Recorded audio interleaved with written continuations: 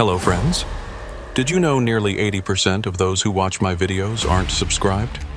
If you enjoy these stories, please hit that subscribe button and leave a like. It really helps. Thank you for being here. By the way, where are you watching from? Let me know in the comments. The call came through at 11:15 on a Thursday night, which should have been my first warning sign. In 15 years of hauling oversized loads across the Pacific Northwest, I'd learned that last-minute route changes rarely meant good news. I was sitting in my rig at a fuel stop outside Wenatchee, going over my logs for the next day's haul, when my phone buzzed with the dispatcher's number. "Lane Rochford," I answered, already reaching for a pen. "Lane, it's dispatch. We've got a route modification for your morning run." The voice belonged to someone I didn't recognize, which was unusual. Our company wasn't large enough that I didn't know most of the office staff by voice. "What kind of modification?"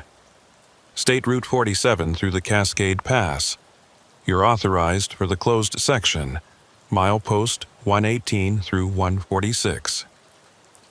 I set down my pen and stared at the phone.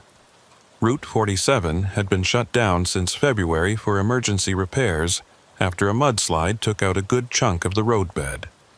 It was now late September, and every trucker I knew avoided that corridor entirely. The detour added 2 hours, but nobody complained. Better 2 hours than driving on compromised infrastructure.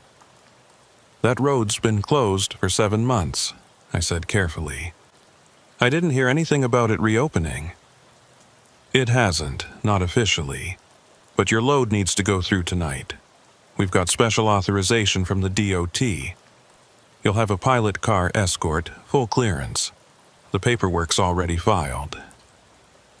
Something about this felt wrong in a way I couldn't immediately articulate. The load itself wasn't unusual. I was hauling prefabricated bridge components, heavy steel sections that required oversized permits, and careful route planning. The destination was a construction site up near the Canadian border. Standard industrial freight, nothing exotic or time-sensitive enough to justify using a closed highway. "Why the rush?" I asked. "This delivery isn't scheduled until Monday. We've got 3 days. There was a pause on the other end, long enough that I thought the connection had dropped. "Lane, the authorization is only good for tonight. If we don't move it now, we lose the window and the whole project gets delayed by weeks.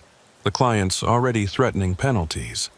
I need to know if you're taking this run or if I need to find another driver." The implied threat was clear enough.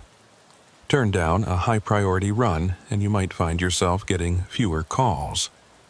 I'd built a reputation as someone who delivered on time, in any weather, on any road. That reputation kept me working when other drivers sat idle. "What about the pilot car?" I asked. "Who's running escort?" "Brenna Salvo. She's already at the staging area near the closure barriers. You'll meet her there at 0200 hours. I knew Brenna by reputation. She ran one of the better escort services in the region, professional and competent. If she'd agreed to this run, it couldn't be completely insane. "All right," I said finally. "Send me the route details and the authorization codes. I'll need to see the paperwork before I roll. It's already in your email. Check in when you reach the staging area." The line went dead before I could respond. I pulled up my laptop and opened the email. The authorization looked legitimate enough, complete with DOT signatures and permit numbers. The route took us through 28 miles of officially closed highway, entering at the eastern barrier and exiting at the western checkpoint. Estimated transit time was 90 minutes, assuming normal speeds for heavy loads on mountain grades. What struck me as I studied the documents was how thoroughly planned this was. Someone had gone to considerable effort to arrange clearance through a closed corridor on short notice. The level of bureaucratic coordination involved suggested this wasn't a sudden emergency, despite what dispatch had implied. I spent the next 2 hours running through my pre-trip inspection with extra care. If I was going to drive a closed highway in the middle of the night, I wanted every system on my rig functioning perfectly.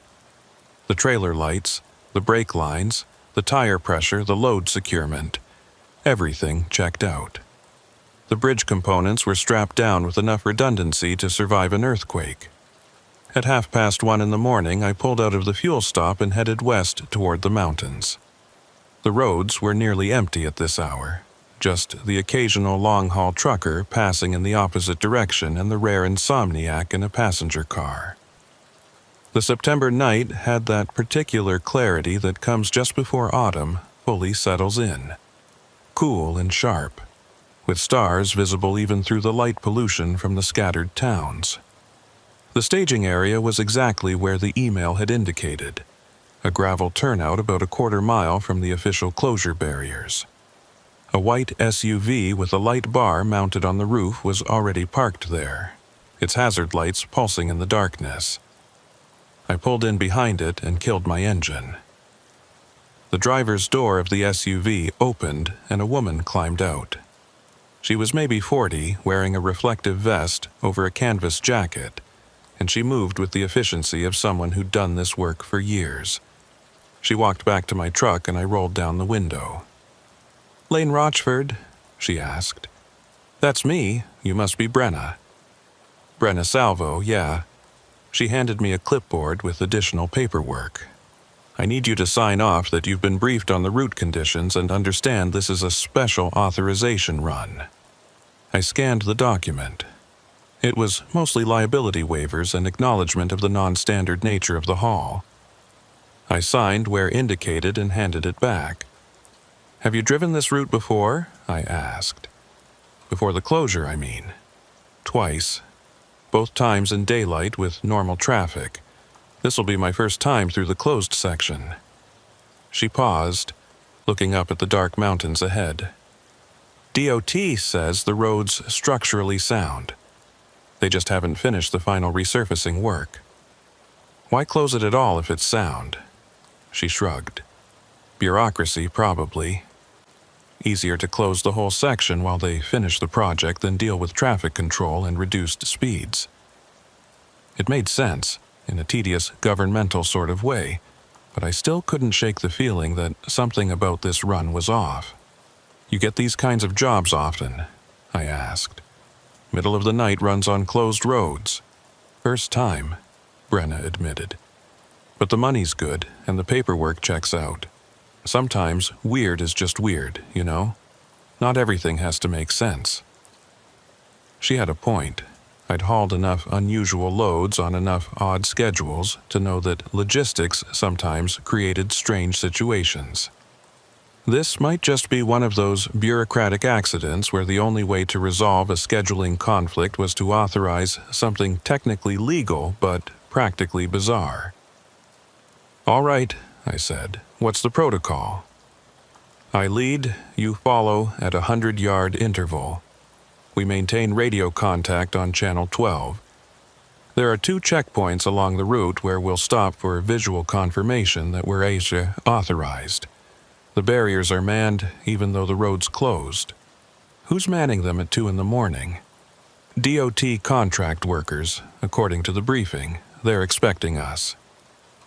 Brenna returned to her SUV and I watched as she approached the first barrier. It was a standard highway closure setup. Concrete barriers arranged to block both lanes with a narrow gap on the shoulder that could be opened for authorized vehicles. As I watched, a figure in a reflective vest emerged from a small trailer parked beside the barriers. There was a brief conversation, some paperwork exchanged, and then the worker moved one of the barriers aside. Brenna's SUV rolled through the gap and I followed, keeping the prescribed distance. In my mirrors, I watched the worker replace the barrier behind us. Just like that, we were on a road that officially didn't exist for civilian traffic.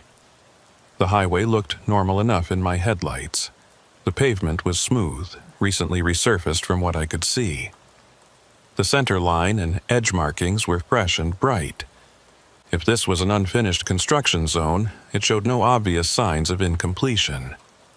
We climbed steadily into the mountains, following the curves that I vaguely remembered from years past when this had been an active route. The grade wasn't severe, maybe 6% at the steepest sections, easily manageable with my load. Brenna's SUV maintained a steady pace ahead, its taillights a constant reference point in the darkness. At mile marker 122, my CB radio crackled to life. "How's it looking back there?" Brenna's voice came through clearly. I keyed the mic. "Smooth so far. Road surface is better than half the highways I drive regularly." "Yeah, I'm not sure what they've been doing for 7 months, but it wasn't repairing the pavement. This is pristine." We continued in silence for another few miles. The night pressed in around us, thick and complete in the way it only gets in the mountains when you're far from any town.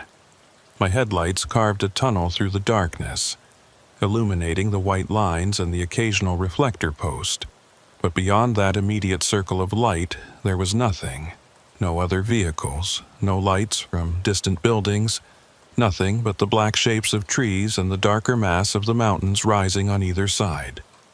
At mile marker 127, I noticed something that made me frown. A green highway sign indicating a rest area in 2 miles. I didn't remember a rest area on this stretch of Route 47, and my maps didn't show one. I made a mental note to ask Brenna about it at the next checkpoint. 2 miles later, the promised rest area appeared on the right. It was a standard layout. A small parking loop, some picnic tables, and a concrete building that probably housed restrooms. What was strange was that the facility looked maintained. The parking lot was clear of debris, the grass was cut, and there was even a security light illuminating the entrance. Brenna's SUV continued past without slowing, so I did the same. But the image stuck with me. A maintained rest area on a closed highway that had supposedly been out of service for 7 months. The CB crackled again. "Did you see that rest area?" Brenna asked. "I saw it. Wasn't expecting it." "Neither was I. It's not on my route maps." We drove another 5 minutes before Brenna spoke again. "Lane, I'm going to ask you something, and I want you to think carefully before you answer." "All right. Does any of this feel normal to you?" I considered my response. The question itself was significant. It meant Brenna was experiencing the same vague unease that had been building in me since we entered the closed section. "Not particularly," I said finally, "but I can't point to anything specific that's wrong. Same here. Perfect road, maintained facilities, but we're supposedly on a closed construction zone. And this is my 3rd escort run this week, and none of them have felt quite right." "What do you mean?" "Small things. Routes that don't match the paperwork. Checkpoints that aren't where they should be. Last Tuesday, I escorted a tanker truck through a section of highway that my GPS insisted didn't exist. Did you report it?" "To who? Everything's technically by the book. The authorizations are legitimate. The routes are legal. It's just that the details don't quite line up with reality." Before I could respond, we rounded a curve, and the first checkpoint came into view. This one was more elaborate than the entrance barrier, with portable lighting towers illuminating a wider section of road and multiple vehicles parked on the shoulder. As we approached, I could make out at least 3 figures in reflective clothing. Brenna's SUV slowed and pulled to a stop at the checkpoint. I brought my rig to a halt about 50 yards behind her, leaving room to maneuver if needed. Through my windshield, I watched one of the workers approach Brenna's vehicle, while the others remained near a white pickup truck with official-looking markings. The conversation seemed to go on longer than necessary for a simple verification stop. At one point, the worker pulled out what looked like a tablet or electronic device and spent several minutes consulting it while Brenna waited in her vehicle. Finally, the worker stepped back and waved Brenna forward. She drove slowly through the checkpoint and I followed, offering a nod to the workers as I passed. None of them acknowledged it. They simply watched my truck roll by with an intensity that felt less like professional attention and more like active scrutiny. Once we were clear of the checkpoint, Brenna's voice came over the CB again. That was weird. What happened? The guy checking my paperwork said something about confirming our slot, like we had an appointment or something. He asked if we were the 200 convoy. We're not a convoy, it's just you and me. That's what I told him. He just smiled and said, "For now," and waved me through. A chill ran down my back that had nothing to do with the mountain air. I glanced at my mirrors, half expecting to see headlights following us, but there was nothing behind me except darkness and the fading glow of the checkpoint lights. We continued climbing deeper into the mountains. The road curved more frequently now, following the contours of the terrain as it wound through a narrow valley. The trees closed in on both sides, their branches forming a canopy that blocked out even the starlight. At mile marker 133, something caught my attention. A small white sign at the side of the road, the kind used to mark distances or junctions, but this one displayed only a single word in black letters: "Keep." I frowned at it as it disappeared behind me. The word meant nothing in the context of a highway marker. It wasn't a town name, wasn't a warning, wasn't a distance indicator, just a single word on a sign that had no business existing. 3 minutes later, another identical sign appeared. "Keep." I keyed the CB. "Brenna, are you seeing these signs? The ones that just say keep?" "Yeah, I'm seeing them. They're not on my route notes." "What do you think they mean?" "No idea. Could be some kind of internal code for the construction crews." But even as she said it, I could hear the uncertainty in her voice. These weren't construction markers. They were too uniform, too deliberately placed. We encountered 3 more of the signs over the next 2 miles, always on the right side of the road, always displaying the same single word. The repetition felt deliberate, almost insistent. Then, at mile marker 138, the pattern changed. The next sign read, "Right." I felt my hands tighten on the steering wheel. "Keep right" was a common enough traffic instruction, but split across multiple signs and spaced miles apart, it took on an ominous quality. "Okay, that's officially creepy," Brenna said over the radio. "Lane, I'm not sure we should—" Her transmission cut off mid-sentence, replaced by a burst of static. I tried to respond but got only dead air.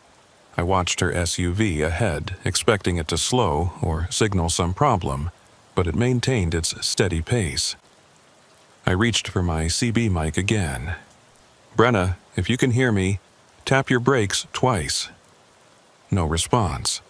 Her brake lights didn't flicker. I tried my cell phone, but there was no signal this deep in the mountains. The radio was our only link, and it had apparently failed. For the next 10 minutes, I followed Brenna's SUV in silence, watching for any sign that she was experiencing communication problems on her end. But her vehicle continued its steady progress, taking the curves with practiced ease, maintaining the prescribed interval between us. At mile marker 142, I spotted something that made my breath catch. Another vehicle ahead of Brenna. A semi-truck, its taillights barely visible in the distance, following the same route we were on. That shouldn't have been possible. We were supposedly the only authorized convoy on this closed highway. But there was definitely another truck ahead of us, and from what I could see, it was hauling a similar oversized load. I tried the CB again. Still nothing but static. The second checkpoint appeared without warning, a sudden pool of light around a sharp curve. This setup was different from the first, more temporary looking with fewer vehicles and only one figure visible in the illumination. Brenna slowed and stopped, and I did the same. The worker approached her vehicle, but from my position I couldn't see the interaction clearly. What I could see was the truck that had been ahead of us, now nowhere in sight. It should have been waiting at the checkpoint, or at least visible on the road beyond, but it had simply vanished. The worker waved Brenna through after only a brief exchange. As I pulled forward, he stepped into the middle of the lane, holding up one hand. I brought my rig to a complete stop and opened my window. The man was maybe 60, weathered in a way that suggested a lifetime of outdoor work. He wore a standard DOT contractor vest and carried a tablet similar to what I'd seen at the first checkpoint. But there was something off about his expression, a flatness that didn't match the professional courtesy I'd expect. "Lane Rochford?" he asked, his voice rough from years of cigarettes or mountain air. "That's me." He consulted his tablet, scrolling through something I couldn't see. "You're running late." I glanced at my dash clock. It showed 3:47 a.m. According to my calculations, we were actually ahead of schedule, having made better time than expected through the first section. "My clock says we're early," I offered. The man looked up from his tablet, and for just a moment, something moved behind his eyes that I couldn't interpret. Confusion, maybe, or recognition of something he didn't want to acknowledge. "Right," he said finally. "Must be a discrepancy in the system. You're cleared to proceed. Last section is 12 miles. You'll exit at the western barrier at milepost 146. What about the truck ahead of us?" His expression didn't change. What truck? The semi that was ahead of my escort vehicle. I saw it before we reached this checkpoint. There's no other truck on this route tonight. Just you and your escort. He stepped aside and waved me forward. "Move along now. Don't want to miss your exit window." I wanted to press the issue, but something in his tone suggested the conversation was over. I rolled forward, watching him in my mirror as I passed. He stood in the middle of the road, tablet held loosely at his side, watching my truck disappear around the curve. Brenna's SUV was waiting just beyond the checkpoint. As soon as I caught up to her, the CB crackled back to life. "Lane, can you hear me? I've got you now. What happened back there?" "I don't know. The radio just died for a while." "Did you see that other truck?" So she had seen it too. That was simultaneously comforting and disturbing. "I saw it," I confirmed. The checkpoint worker claimed there was no other vehicle on this route. He told me the same thing. "Lane, I think we need to just get through this last section and get off this highway. Something's not adding up." I couldn't have agreed more. The final 12 miles felt longer than the entire previous section. The road continued to climb, the curves becoming tighter and more frequent. The forest pressed in close on both sides, and in my headlights I occasionally caught glimpses of reflective eyes watching from the tree line. Deer or elk, probably, but in my current state of mind, they felt like sentinels marking our passage. At mile marker 144, my CB crackled with something that wasn't Brenna's voice. It was barely audible under layers of static, but I could just make out a single word, repeated 3 times. "Right, right, right." Then silence. "Did you hear that?" I asked over the radio. "Hear what?" "Someone else on this channel, saying right. Lane, there's nobody else out here. We've been through this." But I knew what I'd heard, and I was increasingly certain that Brenna was wrong. We weren't alone on this highway. The western barrier appeared at exactly milepost 146, just as promised. The setup was identical to the eastern entrance, concrete barriers with a gap on the shoulder and a trailer for the workers. Brenna approached first, and I watched as a figure emerged to move the barrier aside. She pulled through and I followed, and just like that, we were back on a normal highway. The change was immediate and disorienting. Suddenly, there were reflective signs marking speed limits and upcoming junctions, chevron markers on the curves, and in the distance, the faint glow of a town's lights. Brenna pulled over onto the shoulder about a half-mile past the barrier, and I stopped behind her. She got out of her SUV and walked back to my truck. In the glow of my headlights, I could see she looked shaken. "Tell me honestly," she said as I climbed down from the cab. "Did that feel like a normal escort run to you? Not even close." She pulled out her phone and checked the time, then frowned. "Lane, what does your clock say?" I looked at my dash display. 4:15? Mine says 5:32. We're showing an hour and 15 minutes difference. I felt a cold knot form in my stomach. "That's not possible. We've been in radio contact most of the way." "I know, but look." She held up her phone, showing the time. Then she pointed at my dashboard clock visible through the open door. The discrepancy was undeniable. We stood there in silence for a long moment, neither of us willing to voice what we were both thinking. Something about that closed highway, something about those signs and the mysterious truck and the workers who claimed we were running late had created an impossible situation. "I'm putting all this in my report," Brenna said finally. "The signs, the other vehicle, the time discrepancy, everything. You think anyone will believe it?" She shrugged. "Probably not, but it'll be on record." We exchanged contact information and agreed to compare notes after we'd both had some sleep. Brenna returned to her SUV and pulled away, her taillights disappearing down the highway toward whatever town she was heading to. I stood beside my truck for a few more minutes, looking back toward the closed section we'd just traversed. In the pre-dawn darkness, I couldn't see the barriers or the mountains beyond. Just a void where the highway disappeared into nothing. My phone had signal now, so I called dispatch to confirm my delivery schedule. The same unfamiliar voice answered. "Lane Rochford, checking in. I'm through the Route 47 section and heading to the delivery site." "Route 47? Your manifest shows you're on Route 5, Lane. Have been all night?" I pulled the phone away from my ear and stared at it, then brought it back. "I was authorized for the closed section of Route 47. You called me about it yesterday." "I don't have any record of that call, and Route 47 has been closed since February. We wouldn't route a load through there. But I stopped myself. The person on the other end wouldn't understand. How could they when I didn't understand it myself? "Never mind," I said. "I'll be at the delivery site by noon." I ended the call before there could be any more confusion.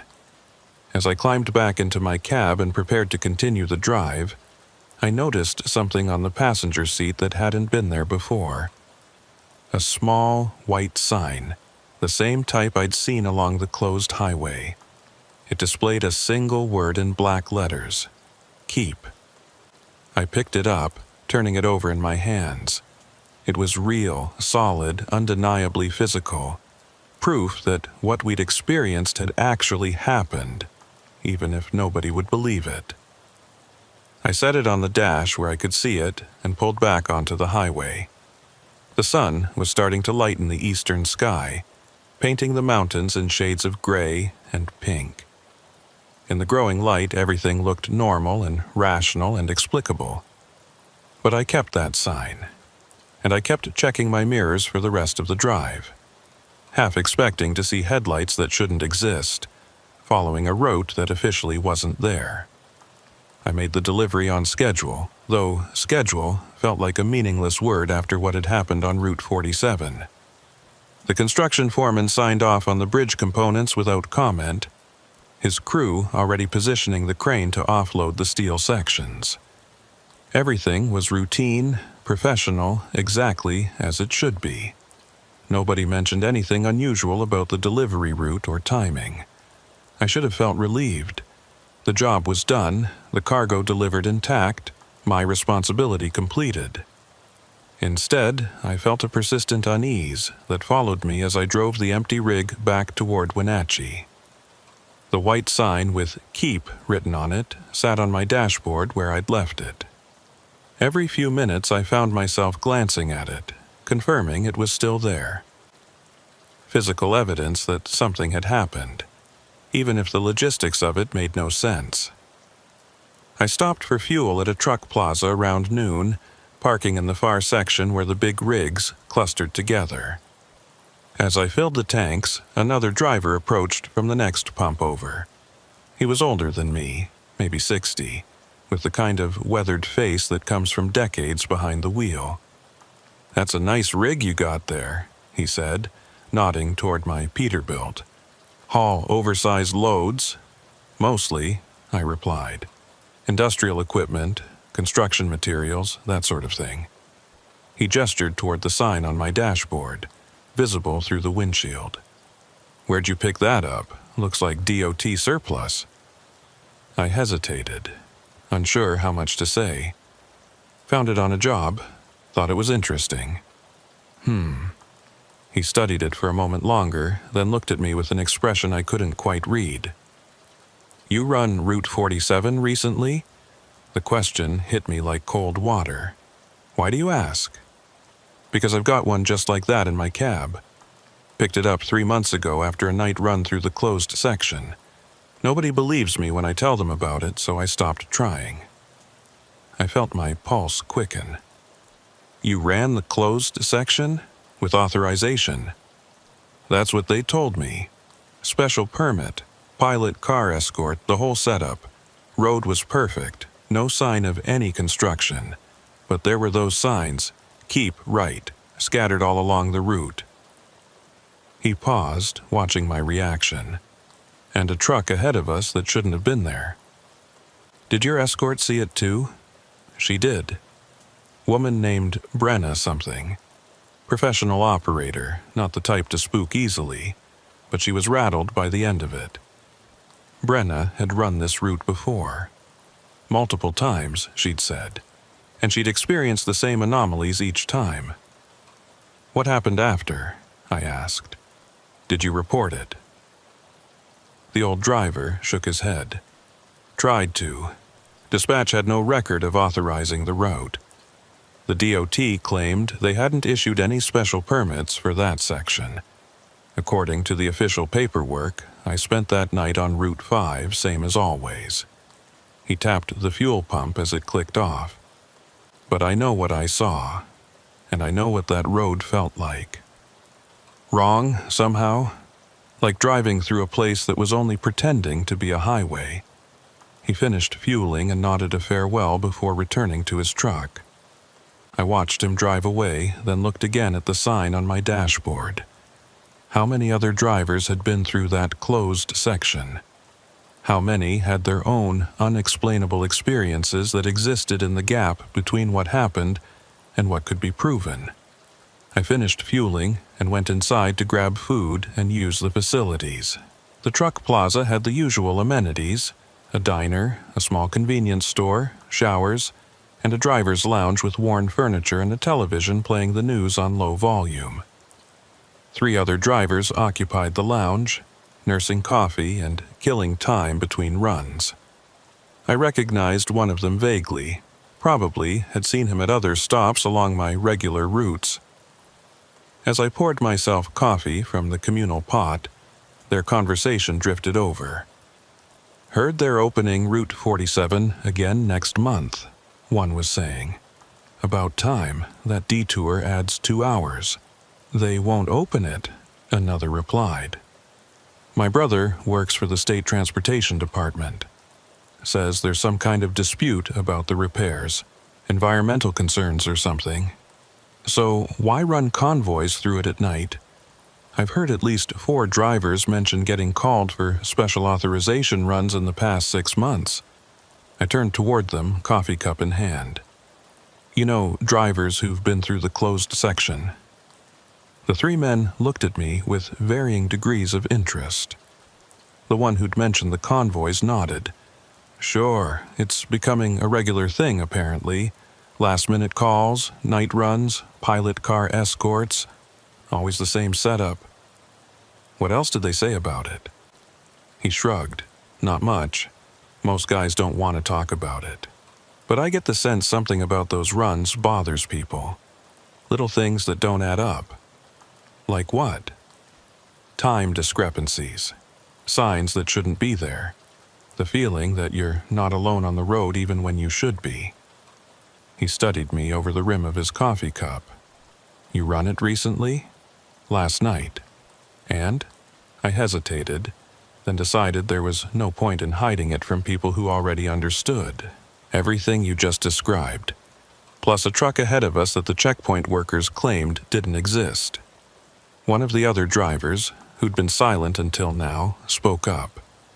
Did your escort lose radio contact for a while? Yeah, about 10 minutes of dead air, then it just came back. Same thing happened to a friend of mine. He said it was like the road didn't want them talking to each other. Wanted them isolated. The driver set down his coffee and stood. My advice? Don't take another run through there if they offer it. Whatever's happening on that closed highway, it's not right. He left the lounge, and the conversation moved on to other topics.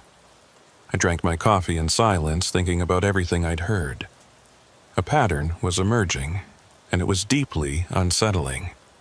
This wasn't an isolated incident. Drivers had been experiencing the same phenomena on Route 47 for months, maybe longer. And yet officially, none of it was happening. The road was closed, the permits didn't exist, the experiences couldn't be verified. I pulled out my phone and tried calling Brenna. It rang 4 times before going to voicemail. I left a message asking her to call me back, then headed out to my truck. The afternoon was clear and bright, the earlier strangeness feeling distant and almost dreamlike. I had another load to pick up in 2 days, a straightforward haul that would take me down to California and back. Normal work, normal routes, normal schedules. But first, I needed to understand what had happened on Route 47. I drove to the local library in Wenatchee and used their public computers to search for information about the highway closure. The official DOT website confirmed what I already knew.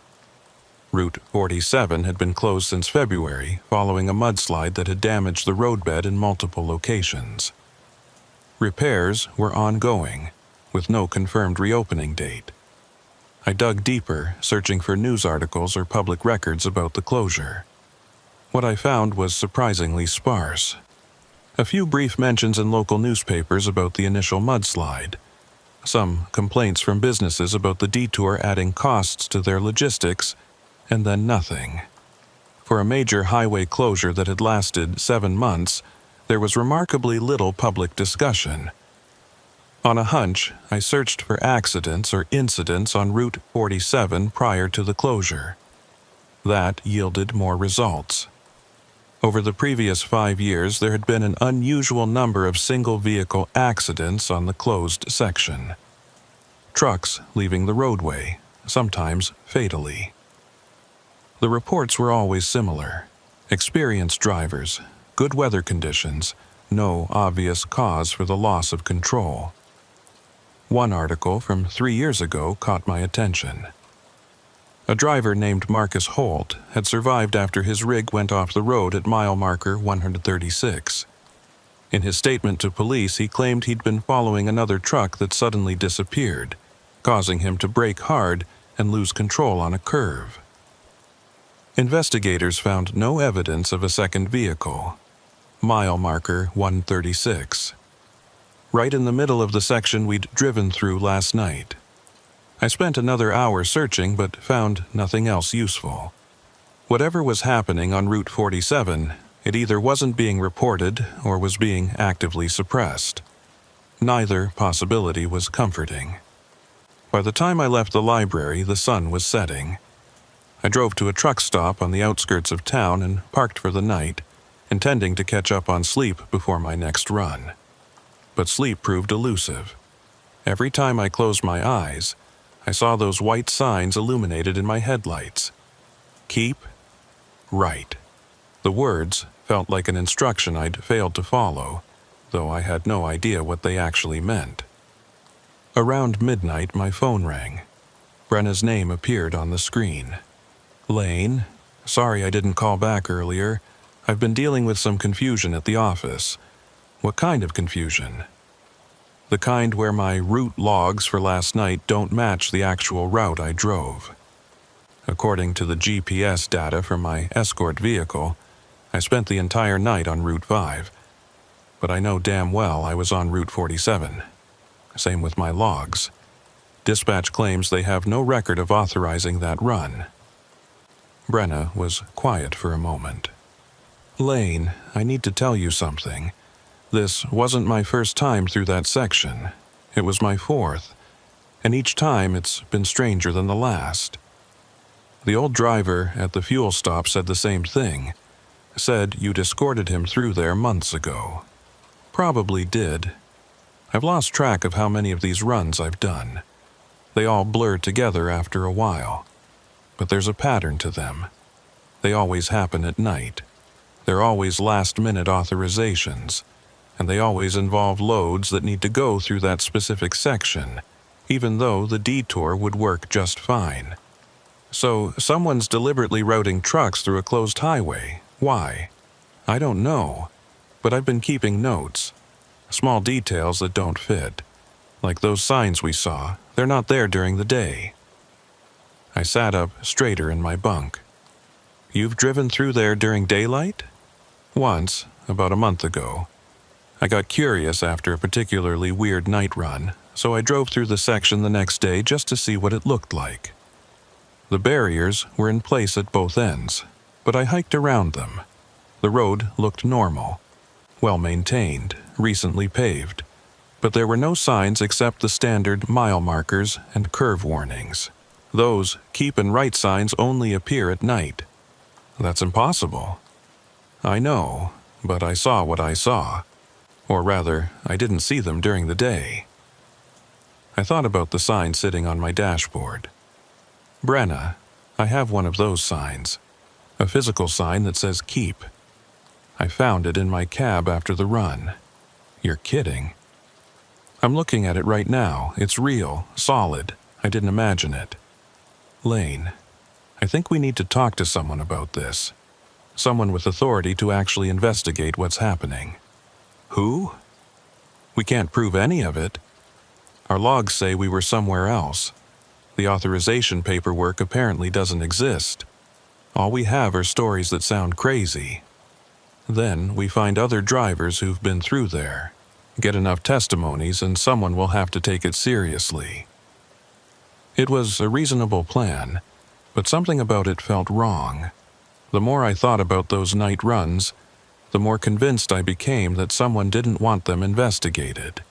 The missing records, the GPS discrepancies, the carefully orchestrated timing. This wasn't accidental, it was deliberate. Be careful, I told Brenna. If this is intentional, if someone's running some kind of operation using that closed highway, they're not going to appreciate people asking questions. What kind of operation moves legitimate freight on a closed road in the middle of the night? That's what worries me. We agreed to stay in touch and share any new information we uncovered. After the call ended, I lay in my bunk staring at the ceiling of my sleeper cab. Outside, the truck stop hummed with its usual late-night activity. Trucks coming and going, drivers grabbing showers or food, the ambient noise of diesel engines and air brakes. All of it normal, all of it explicable. But I couldn't shake the memory of that closed highway, the sensation of driving through space that felt fundamentally wrong despite looking perfectly ordinary. And I couldn't stop thinking about that other truck I'd seen ahead of us, the one that had simply vanished. Where had it gone? And more importantly, where had it come from? I must have eventually fallen asleep because I woke to sunlight streaming through my windshield and my phone ringing. I fumbled for it, expecting Brenna or maybe dispatch with my next assignment. Instead, it was a number I didn't recognize. Local area code, but not one I had saved. This is Lane. Mr. Rochford, my name is Tolliver Reams. I'm a supervisor with the Washington State Department of Transportation. I understand you drove through a closed section of Route 47 last night. My mouth went dry. How did you get this number? Your escort service provided it. Ms. Salvo filed a report this morning expressing concerns about the condition of the highway and some irregularities she observed. I'd like to ask you a few questions, if you have time. What kind of questions? Just routine follow-up regarding your experience on the closed section. We take all reports seriously, particularly those involving our contractor personnel and road conditions. His voice was professional, neutral. It would be helpful if we could meet in person. Are you still in the Wenatchee area? Something about this felt off. How had Brenna filed a report when she'd told me just hours ago that no official record of our route existed? And why would a DOT supervisor personally follow up on a report about a closed highway? I can meet with you, I said carefully. Where and when? There's a way station about 10 miles south of Wenatchee on Route 97. I'll be there at 10 o'clock this morning. Will that work for you? I checked the time. It was 8:15. I can be there. Excellent. I look forward to speaking with you, Mr. Rochford. The call ended before I could ask any more questions. I tried calling Brenna immediately, but her phone went straight to voicemail. I left a message asking her to call me urgently, then started my rig and headed for the way station. The drive took 20 minutes. The way station was a standard setup. A large scale embedded in the roadway, a small building for the inspectors, and a parking area where trucks could be pulled aside for detailed inspections. At this hour, it was relatively quiet, with only a couple of commercial vehicles going through the weighing process. I pulled into the parking area and shut down my engine. A man in a DOT uniform emerged from the building and walked toward my truck. He was tall and thin, maybe 50, with the kind of posture that suggested military background. I climbed down from the cab as he approached. Mr. Rochford? That's me. You're Tolliver Reams? I am. He didn't offer to shake hands. Thank you for meeting with me. I know this is an unusual request, but the situation requires some clarification. What situation exactly? Your unauthorized transit through a closed highway. Route 47 has been closed to all traffic since February. Yet, according to GPS data from your vehicle's onboard tracking system, you spent approximately 3 hours on that route last night. I had authorization, a pilot car escort, proper permits, the whole thing. I'm sure that's what you were told. Unfortunately, no such authorization was issued by our department. The permits you were shown were falsified. I felt anger rising. I'm not in the habit of driving on closed highways without proper clearance.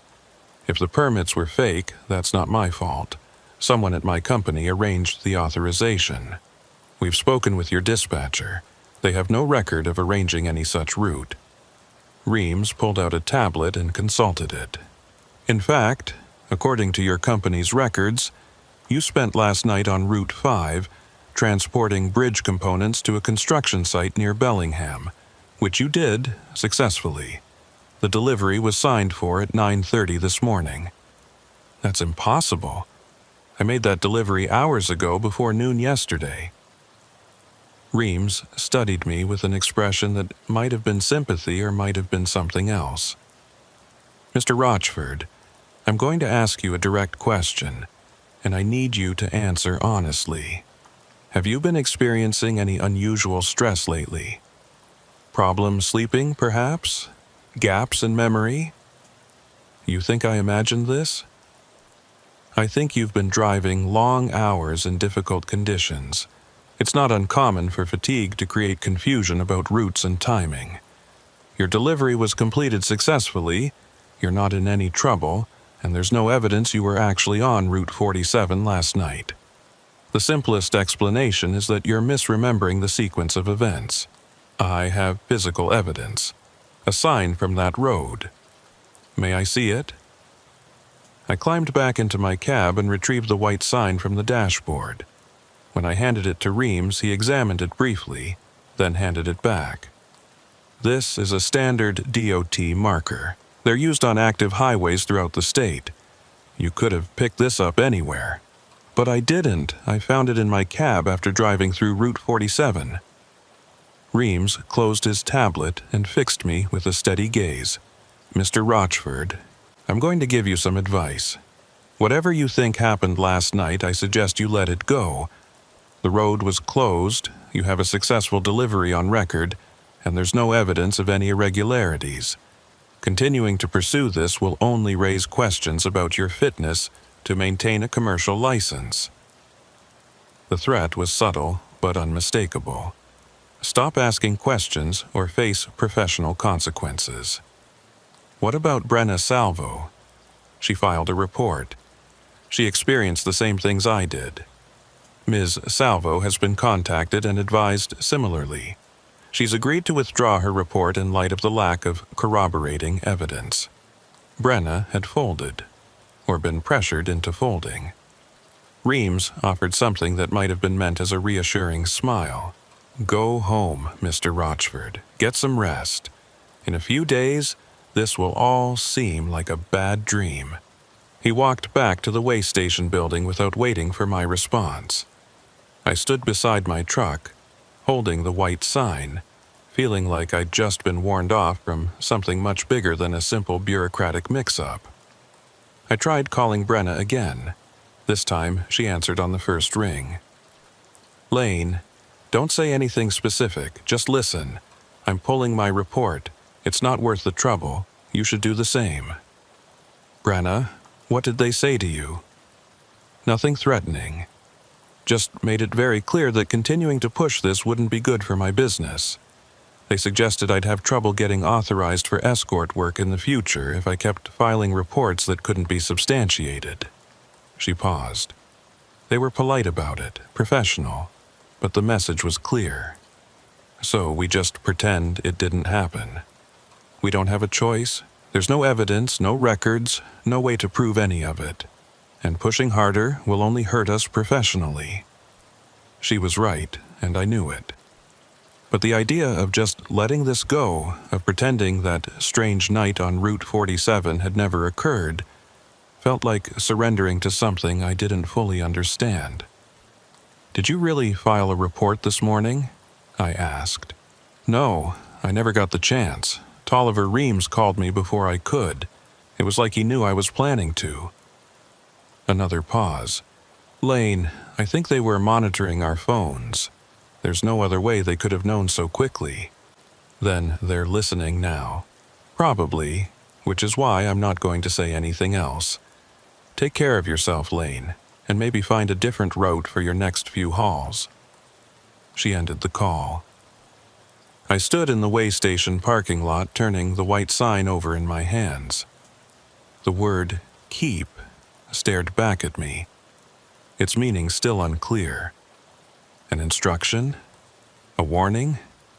A reminder? Keep what? Keep driving? Keep quiet? Keep away? I didn't have answers. All I had was the certainty that something was wrong on Route 47, and that someone with significant resources was working very hard to make sure nobody looked too closely at what was happening there. I climbed back into my cab and stared at my upcoming schedule on the dispatch tablet. My next load was in 2 days, a run down to Sacramento and back. Standard route, standard cargo, nothing unusual. I accepted the assignment and started the engine. As I pulled out of the way station, I caught sight of Tolliver Reams watching from the building window.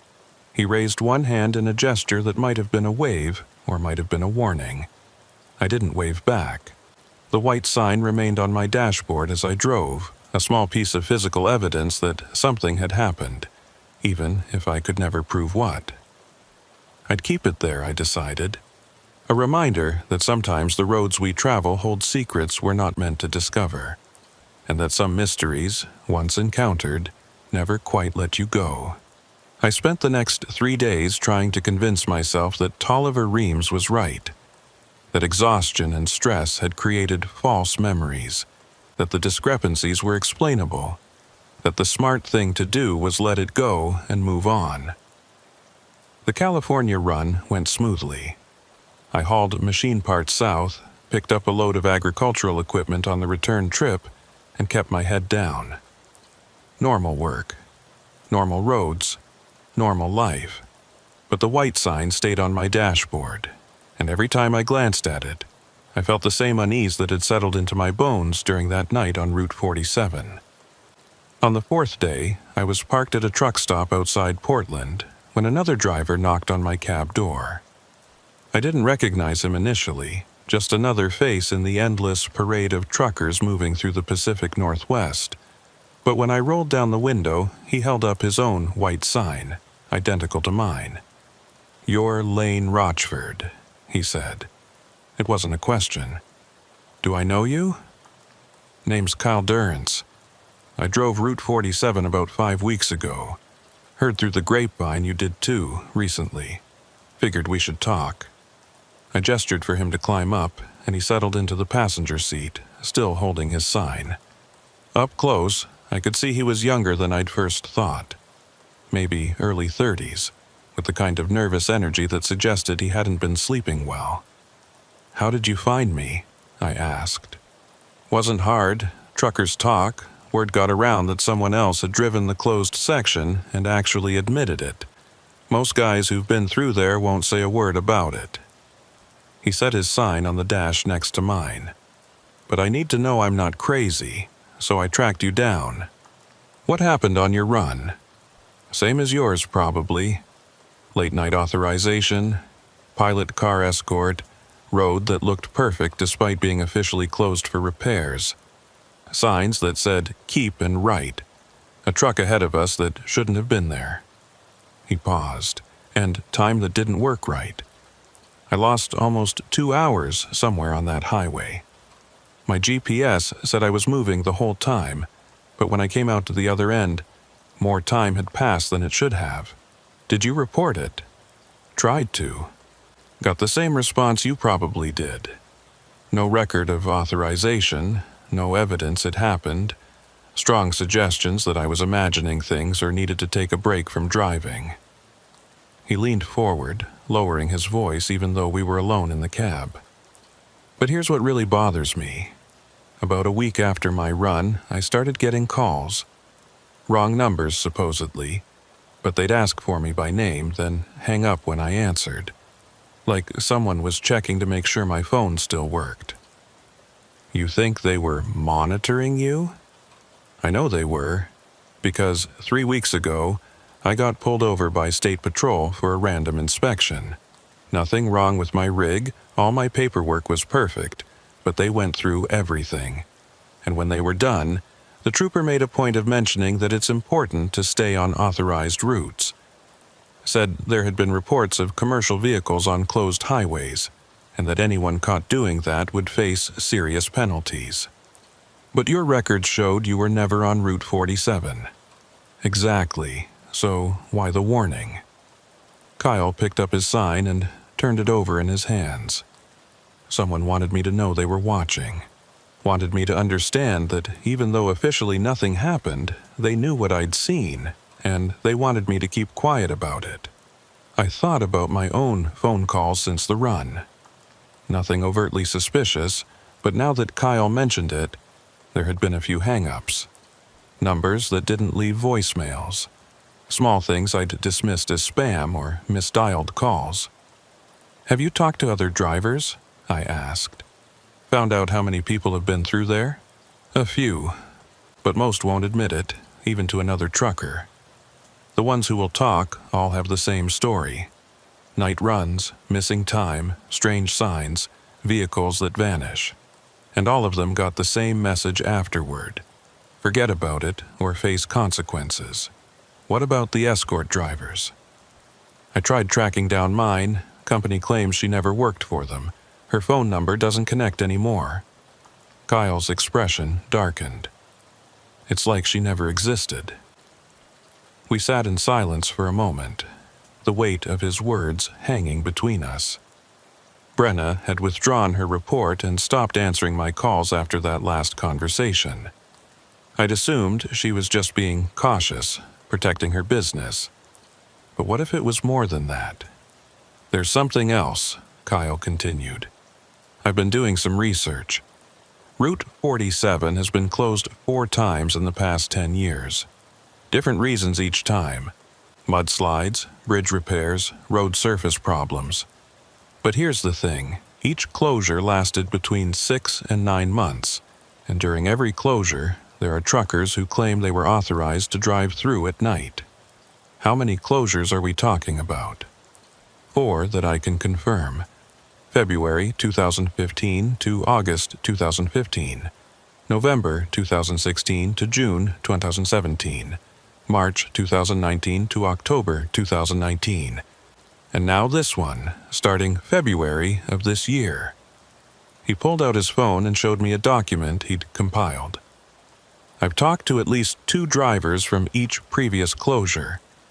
They all experienced the same things we did. I studied the timeline. The pattern was undeniable.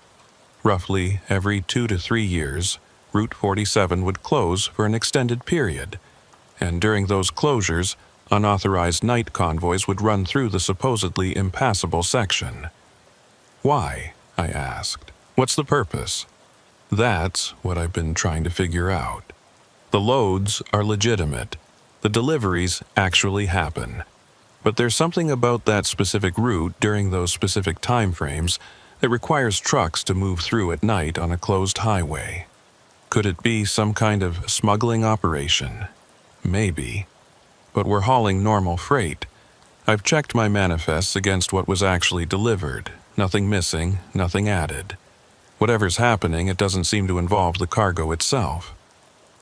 I thought about that for a moment. If it wasn't about the cargo, what was it about? The trucks? The drivers? The road itself? Have any of the drivers from previous closures experienced anything after their runs? I asked. Long-term effects? Kyle's expression turned grim. 2 of them are dead. The words hit me like a physical blow. What? Marcus Holt, the driver who went off the road at mile marker 136, back in 2017. He survived the crash but died 6 months later. Single vehicle accident on a straight stretch of highway in broad daylight. Investigators couldn't explain why he left the road. And the other? Woman named Patricia Klein. She drove the route in 2019. Died last year in her sleep. Heart failure, according to the death certificate. She was 43, no previous heart problems, perfectly healthy. Kyle put his phone away.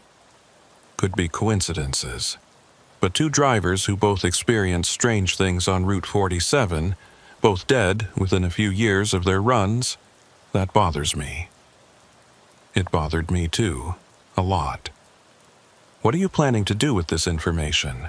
I asked. I don't know yet. Part of me wants to take it to the media, make enough noise that someone has to investigate. But the other part knows that's probably a good way to end up like Marcus or Patricia. He met my eyes. I'm telling you because I think we need to stick together. Whatever's happening, the people behind it don't want it exposed. They've got enough resources to falsify records, pressure law enforcement, and make people disappear from databases. Going up against that alone is suicide. But going up against it together might just be slower suicide. Maybe. Or maybe if enough of us speak up, they can't silence all of us. I wanted to believe that. But I'd seen how quickly Brenna had been pressured into silence. How efficiently Tolliver Reams had made the official record contradict reality. These weren't amateurs running a small-time operation. This was organized, well-funded, and connected enough to manipulate state transportation records. Let me think about it, I told Kyle. I need to be careful. I've got a clean safety record and a good reputation. If I start making accusations I can't prove, I'll lose both. Fair enough. But don't think too long. The current closure of Route 47 is supposed to end in December. That's less than 3 months away. If we're going to figure this out, we need to do it while the pattern is still active. He gave me his contact information and climbed down from my cab. I watched him walk back to his own truck, another driver carrying the weight of an experience nobody would believe. That night, I couldn't sleep. I kept thinking about Marcus Holt and Patricia Klein, two drivers who'd seen what I'd seen and were now dead. The official explanations might be legitimate. Accidents happen. Heart failures occur. But the timing felt wrong. Around 2 a.m, I gave up on sleep and pulled out my laptop. If Kyle could research the previous closures, so could I. I started with newspaper archives, searching for any mentions of Route 47 during the periods he'd identified. The results were sparse but telling. Each closure had been announced with minimal fanfare, usually buried in the back pages of local papers. The reasons given were always vague: emergency repairs, structural concerns, environmental mitigation. Nothing specific enough to verify or challenge. But in the online trucker forums, a different story emerged. During each closure period, there were scattered reports of drivers being contacted for special authorization runs through the closed section. Most of the posts were quickly deleted or dismissed as jokes. The few that remained were met with skepticism or outright mockery. One post from 2017 caught my attention. A driver with the username Highway Ghost had written, "Just finished the strangest run of my career. Can't give details, but if anyone else has driven the ghost road through the mountains lately, I'd like to compare notes. Something isn't right about that route." The post had 3 responses before being locked by a moderator. 2 were jokes about drug use. The third was from another user who'd written simply, "I know what you mean. Check your mirrors." I searched for Highway Ghost's other posts, but the account had been deleted. The user who'd responded had also vanished from the forum. Check your mirrors. What did that mean? I thought back to my own run on Route 47. I'd been checking my mirrors constantly, watching for Brenna's escort vehicle, monitoring traffic that shouldn't have existed. Had I missed something? Some detail that other drivers had noticed? I pulled up the dashcam footage from that night. Most commercial drivers ran cameras now, both for insurance purposes and to protect themselves from false accident claims. I'd never reviewed the footage from the Route 47 run, mainly because I'd been trying to forget about it. The video started as I approached the eastern barrier. Clear enough image quality, though limited by the darkness and the range of the camera's view. I watched myself follow Brenna's SUV through the gap in the barriers, saw the worker replace the concrete block behind us.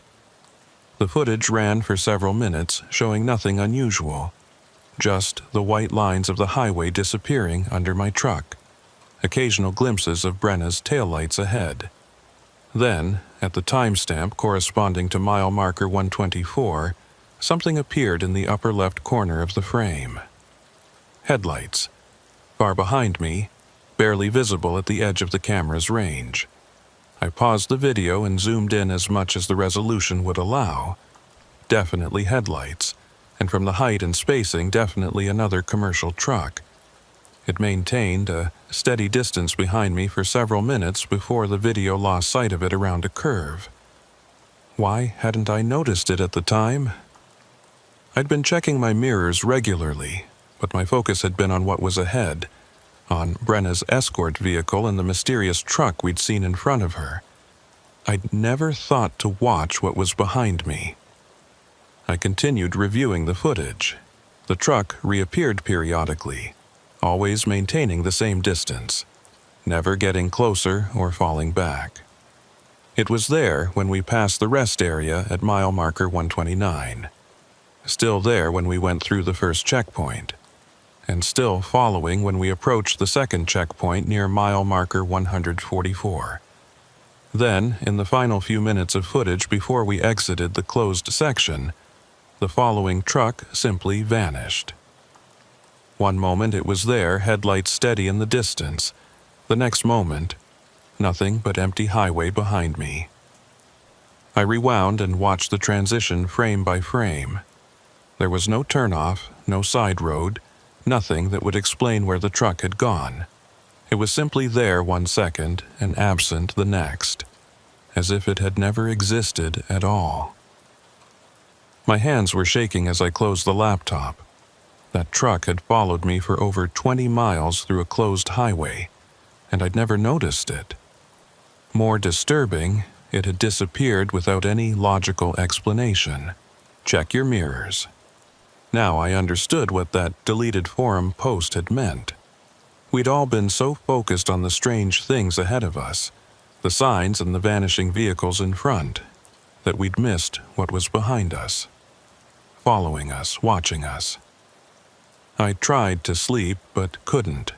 Every time I closed my eyes, I saw those headlights in my mirrors, maintaining their precise distance, never varying, never announcing their presence. At dawn, I called Kyle. He answered on the second ring, sounding as awake and stressed as I felt. "Did you keep your dashcam footage from your run?" I asked without preamble. "Yeah, why?" "Check your mirrors in the footage. Tell me if you see anything following you."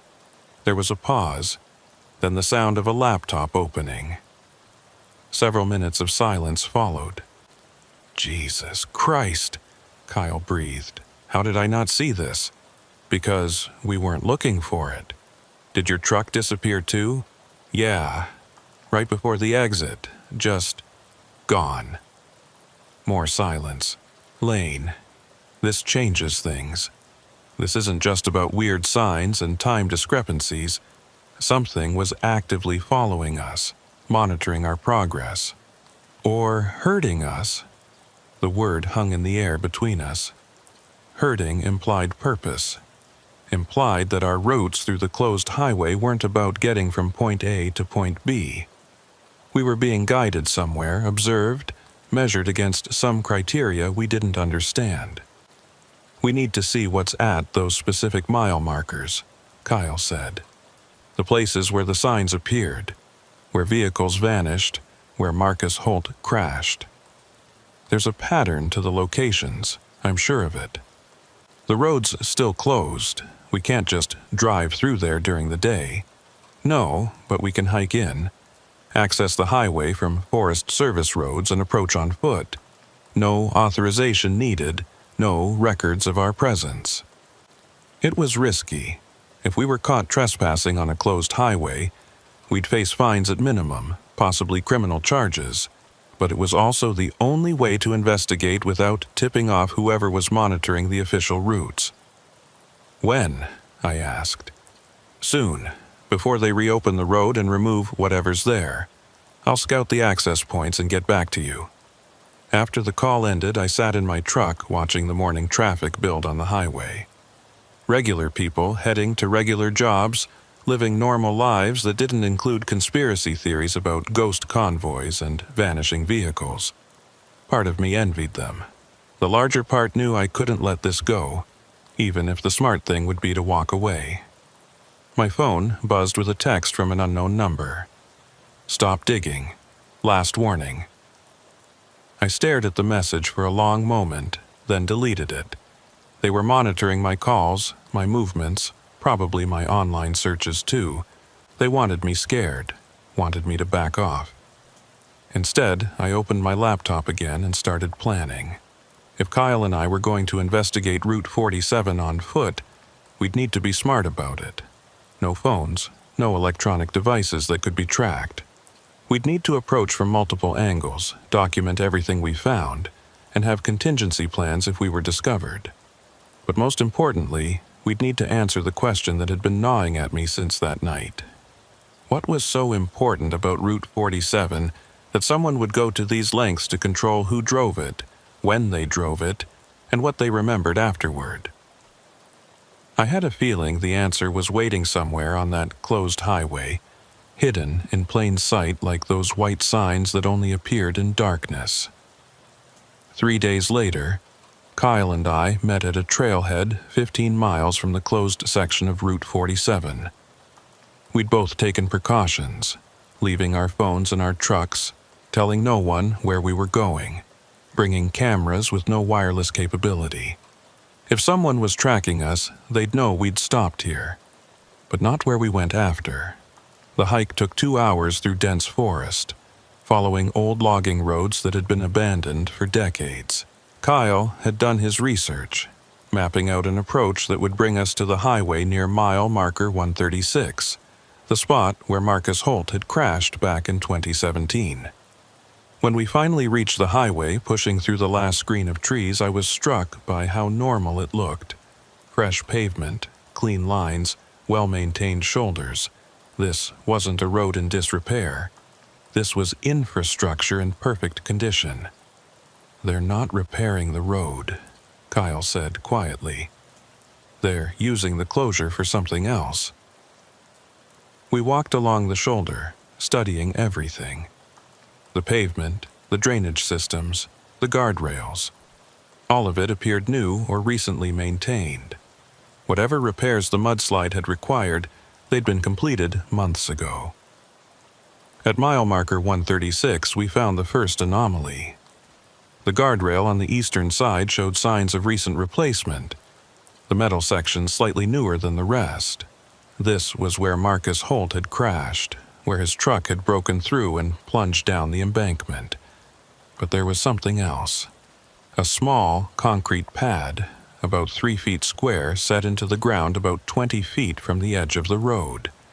It was flush with the soil, covered with fallen leaves and nearly invisible. If we hadn't been looking carefully, we would have missed it entirely. Kyle brushed away the debris, revealing a surface with several small indentations, regularly spaced, mounting points for something. "What do you think was here?" I asked. "No idea, but it's been removed recently. See how the concrete is cleaner around the edges? Something was bolted down here within the past few months." We took photos from multiple angles, then continued along the highway. Every quarter mile or so, we found another concrete pad, each one carefully hidden in the vegetation just off the shoulder. Some were on the east side of the road, others on the west. All showed signs of having recently supported some kind of equipment. At mile marker 129, near the rest area I'd seen during my night drive, we found something more substantial. Behind the restroom building, concealed by careful landscaping, was a small utility structure. The door was locked, but through a window we could see racks of electronic equipment, dormant but clearly functional. "This is a monitoring station," Kyle said. "They're tracking something on this road. Speed, maybe? Or specific vehicles? Or specific frequencies," I suggested, thinking about the CB radio interference, the way Brenna's communications had cut out for that stretch of highway. We documented everything, taking photos and making detailed notes. By the time we reached mile marker 144, the location of the second checkpoint, the sun was beginning to set. We needed to leave before darkness made the hike back dangerous. But as we turned to go, something caught my eye. A white sign, partially hidden in the brush on the roadside. I pulled it free and held it up. "Keep." Same as the one in my truck, same as Kyle's. But this one was different. On the back, in small printed letters, was a series of numbers, 47 K2237. "It's a reference code," Kyle said. "They're numbering these signs, which means there are at least 2,037 of them, probably more." We stared at each other, the implications sinking in. This wasn't a small operation. This was extensive, organized, and had been running for years. The numbered signs, the monitoring stations, the carefully controlled convoys, all of it pointed to something far larger than we'd imagined. As we hiked back through the darkening forest, neither of us spoke much.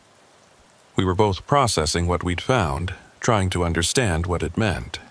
Someone was running a sophisticated operation using a closed highway, monitoring specific vehicles during specific time frames, and going to great lengths to ensure nobody investigated too closely. But why? What was the purpose? What were they measuring or testing or transporting that required this level of secrecy and control? When we reached our trucks, Kyle turned to me before climbing into his cab. "Lane, I think we're in over our heads. This isn't just some bureaucratic weirdness or logistics quirk. This is intentional, organized, and whoever's behind it has serious resources." "I know. So what do we do?" I thought about Marcus Holt and Patricia Klein, about the deleted forum posts and the warnings to stop digging, about Brenna, who'd withdrawn her report and disappeared, about Tolliver Reams and his subtle threat about my commercial license. "We document everything," I said finally. "Make copies, store them in multiple places, and then we decide if we're brave enough or stupid enough to go public with it." Kyle nodded slowly. "And if we're not, then we live with knowing something's wrong, and we keep our heads down and hope they lose interest in us." Neither option felt good, but they were the only choices we had. I drove back to my usual routes, picking up loads and making deliveries, trying to maintain the appearance of normalcy. But the white sign stayed on my dashboard, and every time I checked my mirrors, I found myself looking for headlights that shouldn't be there. The question wasn't whether I'd investigate further. The question was whether I'd survive what I might find. The call came exactly 3 weeks after Kyle and I hiked into Route 47. I was hauling timber through Oregon, my third consecutive week of avoiding the Washington routes, when my phone rang with a number I didn't recognize. I almost didn't answer, but something made me pick up. "Lane Rochford?" The voice was unfamiliar, male, careful. "Who's asking?" "My name isn't important. What's important is that you stop looking into Route 47. You and Kyle Durrance both." My hands tightened on the wheel. "I don't know what you're talking about." "The concrete pads, the monitoring station, the numbered signs. You found quite a bit during your little hike." A pause. "We know about the photographs. We know about your research, and we're asking you, politely, to delete everything and move on with your life. And if I don't, then we'll be forced to take measures that won't be pleasant for either of us. You have a clean record, Mr. Rochford. Good reputation, steady work. It would be a shame if questions arose about your fitness to drive commercially. Questions about substance abuse, perhaps, or mental health concerns. You can't just, we can, and we will. This is your final warning. Delete the files, forget what you saw, and go back to being a trucker. It's a good life. Don't throw it away over curiosity." The line went dead. I immediately tried calling Kyle, but his phone went straight to voicemail. I left a message telling him to call me urgently, then spent the next hour driving in a state of barely controlled panic. They'd known exactly where we'd been, what we'd found, even about the photos we'd taken with offline cameras. That level of surveillance was terrifying. Kyle called back 2 hours later. His voice was shaken. "They contacted you too?" "Just got off the phone. You?" "Yesterday. Same message, same threats. Lane, they sent me copies of the photos we took, printed out and mailed to my home address, with a note saying they could just as easily mail them to the state police with an anonymous tip about trespassing." I felt my stomach drop. What are you going to do? What choice do I have? I'm deleting everything. All the research, all the photos, all the contact information for other drivers. I'm done. Kyle, I have a family, Lane. Kids in school. A mortgage. I can't risk everything over this. Whatever's happening on that highway, it's bigger than us and we're not going to stop it. He paused, and when he spoke again, his voice was quieter. "Marcus and Patricia. I think I understand now what happened to them. They didn't stop digging." The implication hung between us like a weight. "Be careful. Kyle said. "Delete your files. Forget my number. And whatever you do, don't go back to Route 47. He ended the call, and I knew I wouldn't hear from him again. I drove in silence for the rest of the day, weighing my options. I could do what they wanted, erase everything and pretend none of it had happened. It was the safe choice, the smart choice. Or I could push forward, knowing it might cost me my career, or worse.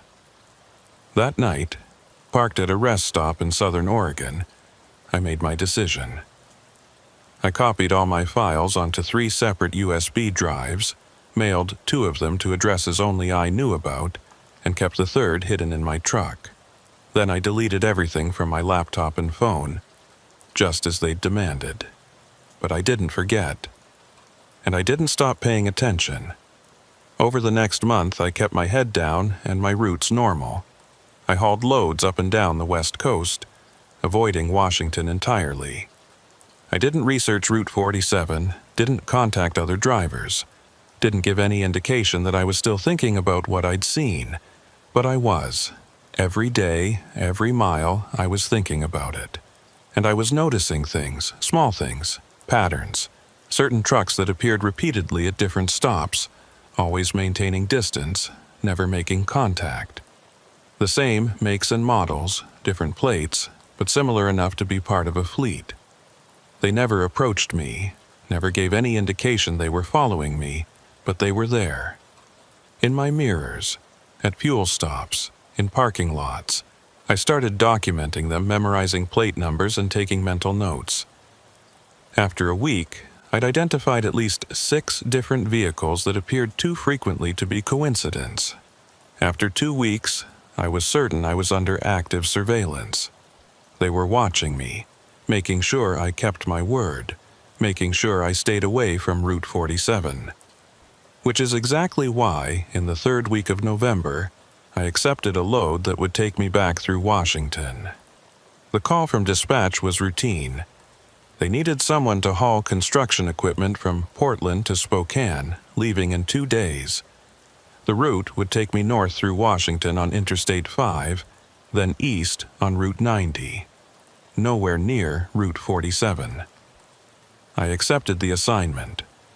But once I was on the road, I made a decision that I knew was either brave or suicidal, and I wasn't sure which. Instead of taking the assigned route, I diverted north toward the closed section of Route 47.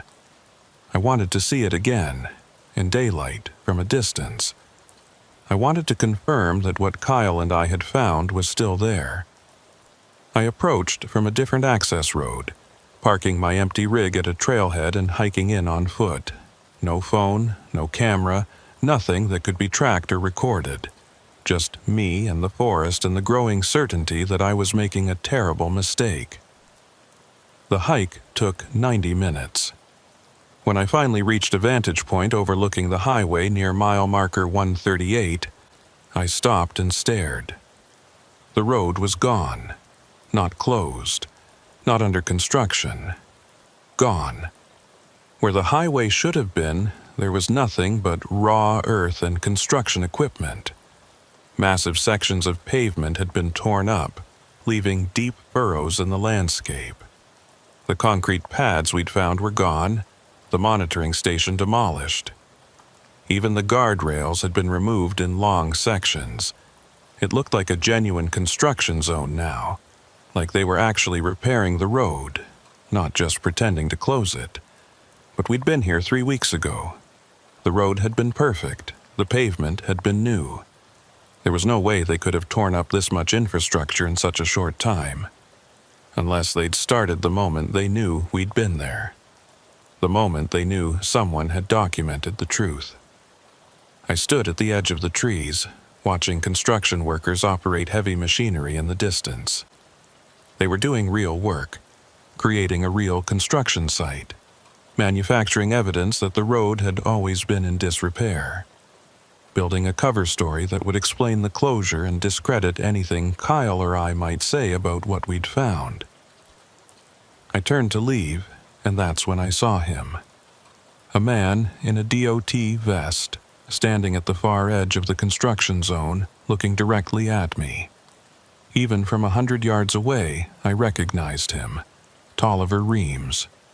He didn't wave, didn't shout, just stood there, watching me, making sure I understood the message. They knew I was here. They knew I hadn't let it go, and they were warning me one last time.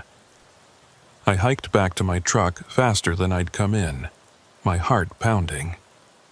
By the time I reached the trailhead, I was nearly running. I climbed into my cab, started the engine, and pulled onto the highway without looking back. But I couldn't shake the image of Tolliver Reams standing at the edge of that torn-up road, watching me with an expression that wasn't quite threatening but wasn't reassuring either. It was the look of someone who'd won, who knew they'd won, and who was giving me one last chance to accept defeat gracefully. I drove straight through to Spokane, delivered my load, and immediately accepted another haul going south. Away from Washington, away from Route 47, away from whatever was happening on that highway that required this level of control and secrecy. That night, parked at a truck stop in Idaho, I received a text from an unknown number. No words, just an image. A photograph of my truck, taken that afternoon at the trailhead near Route 47. The angle suggested it had been taken from the trees, from someone watching me arrive and depart. They'd been there the whole time, watching me watch them, making sure I understood there was nowhere I could go, nothing I could do that they wouldn't know about. I deleted the text and sat in the darkness of my cab, listening to the sounds of the truck stop around me. Diesel engines idling, air brakes hissing, the distant murmur of other drivers' conversations. Normal sounds from a normal place where normal people did normal work. But I knew now that beneath that normalcy was something else. A pattern of control and surveillance that reached further than I'd imagined. They hadn't just monitored me on Route 47. They'd been watching me for weeks afterward, tracking my movements, documenting my research, staying one step ahead of every move I made, and the most terrifying part was that I still didn't know why. What was so important about that highway? What were they testing or measuring or transporting that required this level of operational security? I pulled out the white sign I'd kept on my dashboard, the one that said, "Keep." I turned it over, looking at the blank back, and wondered if there had been numbers on this one too that had faded over time. Wondered how many of these signs existed, scattered across how many miles of highway, marking how many years of secret convoys. My phone buzzed again. Another text from the same unknown number. "Good choice. Enjoy your career, Mr. Rochford." They'd been watching me leave Washington. They'd seen me take the southern route, and they were satisfied that I'd gotten the message. I wanted to feel relieved. Instead, I felt hollow. I'd come close to something significant, something that mattered, and I'd been forced to walk away from it. Not because I was convinced it was nothing, but because I wasn't brave enough to face what pursuing it would cost. Over the following weeks, I fell back into my old routines, accepting loads, making deliveries, maintaining my schedule. The surveillance vehicles disappeared from my mirrors. The suspicious phone calls stopped. Everything returned to normal, or at least the appearance of normal, but I kept the white sign on my dashboard, a reminder of what I'd seen and what I'd chosen not to pursue. And I kept checking my mirrors, especially at night, especially on empty highways, looking for headlights that maintained too perfect a distance, for vehicles that appeared and vanished without explanation, for signs that only existed in darkness. 3 months passed. Route 47 officially reopened in late February, almost exactly a year after it had closed. The State Transportation Department issued a brief statement about completing necessary repairs to address mudslide damage and infrastructure concerns. No mention of night convoys or unauthorized access. no acknowledgement that anything unusual had ever occurred. I was hauling a load through Washington when I saw the announcement.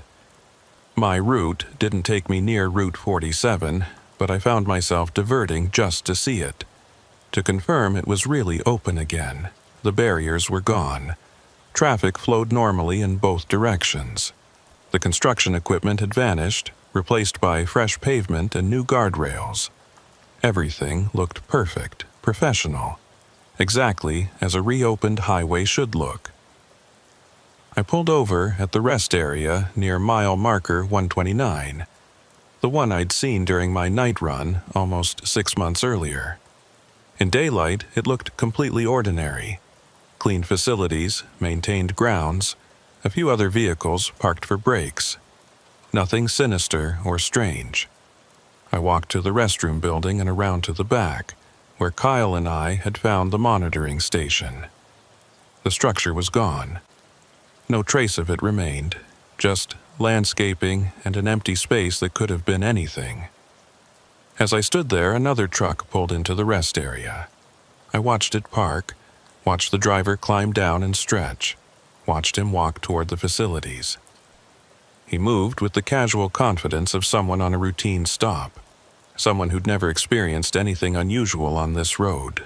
Maybe he hadn't. Maybe whatever had been happening here was over now, concluded or moved elsewhere or simply stopped for reasons I'd never understand. Or maybe he had experienced it and, like me, he'd chosen to keep quiet, to accept the official story and live with the weight of unexplained memories. I returned to my truck and pulled back onto the highway. Route 47 stretched ahead of me, perfectly normal in the afternoon light. Cars and trucks moved at standard speeds. The pavement was smooth. The signs were exactly where they should be, displaying the information they were supposed to display. But as I drove, I couldn't help noticing small things. A concrete pad visible in the brush at mile marker 132, partially concealed but still there. Fresh asphalt at mile marker 136 that was slightly different in color from the surrounding surface. A utility access panel at mile marker 144 that seemed newer than it should be. Details that might mean nothing, or might mean everything. I drove through the entire closed section without incident, emerging at the western end where I'd exited that night 6 months ago. Everything was normal.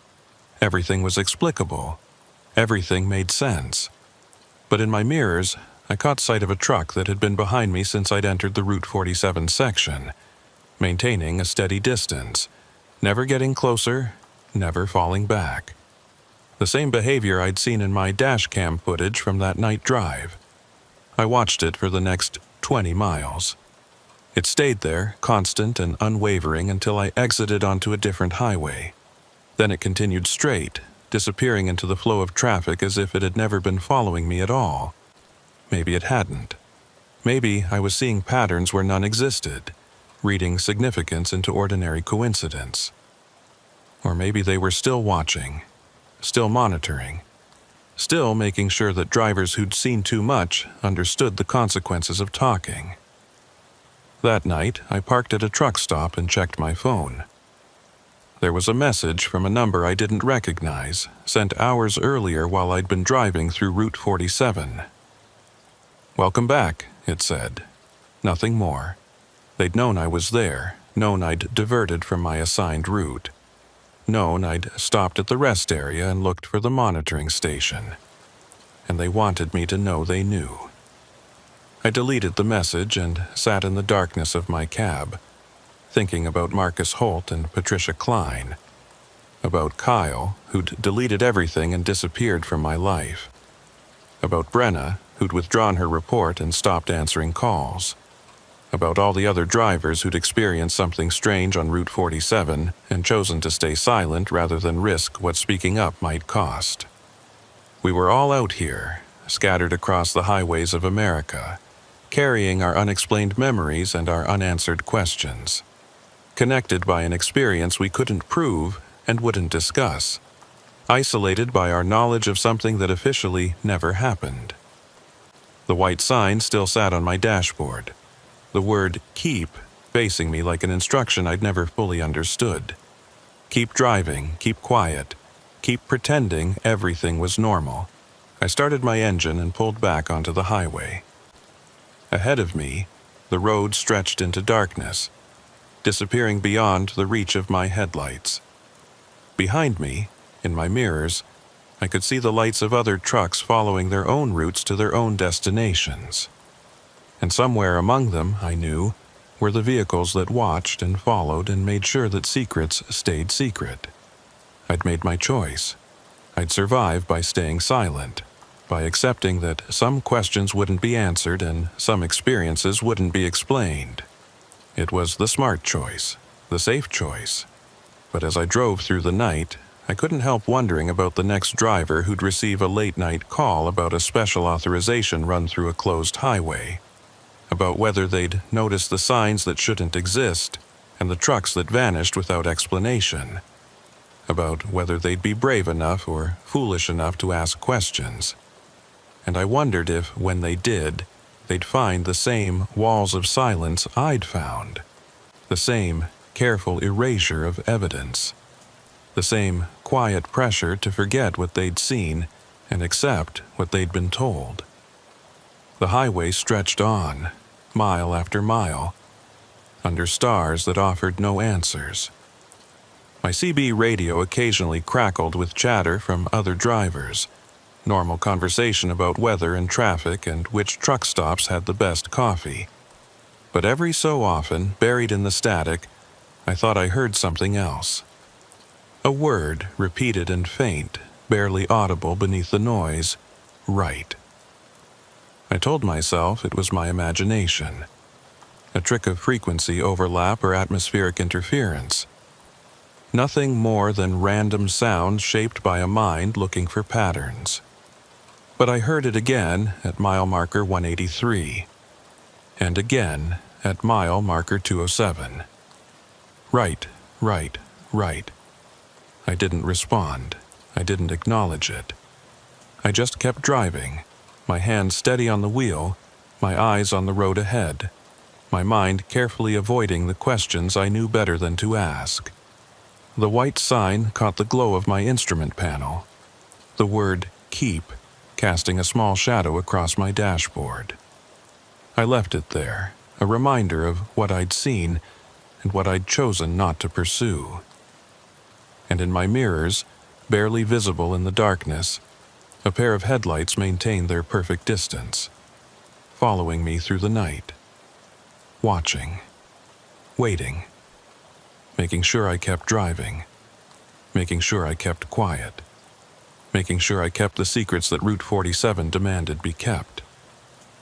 The highway continued, endless and dark, carrying all of us forward into a night that offered no explanations and promised no relief. Just the endless progression of miles and the certainty that some roads, once traveled, never really let you leave. I checked my mirrors again. The headlights were still there. They would always be there. I drove on.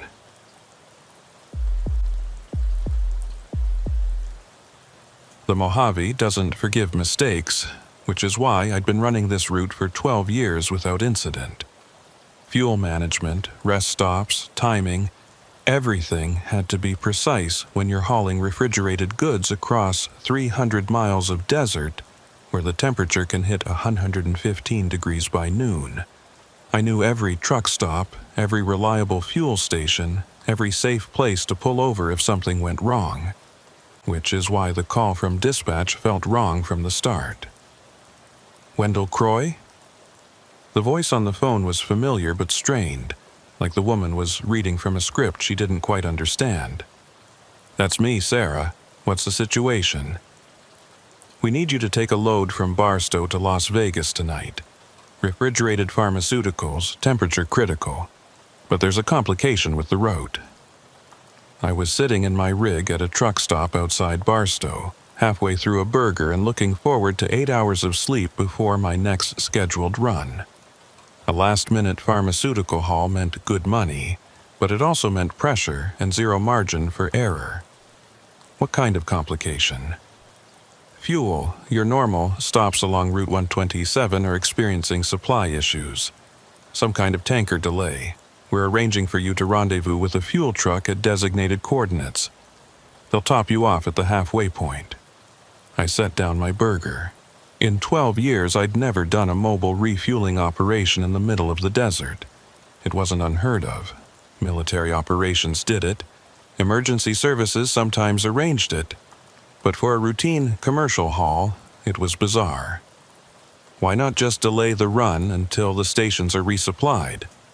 Time-sensitive cargo. The client needs delivery before 6 a.m. tomorrow. If we delay, the contract specifies significant penalties. Sarah paused. Look, Wendell, I wouldn't ask if we had another option. You're our most reliable driver for this route. The fuel truck will be operated by Jude Calhoun from Western Tanker Services. Professional operation. Everything by the book. What are the coordinates? She read off a location that put the rendezvous point about halfway between Barstow and Las Vegas, in one of the emptier stretches of the Mojave. Not completely isolated. Route 127 saw regular traffic, but remote enough that you couldn't count on help if something went wrong.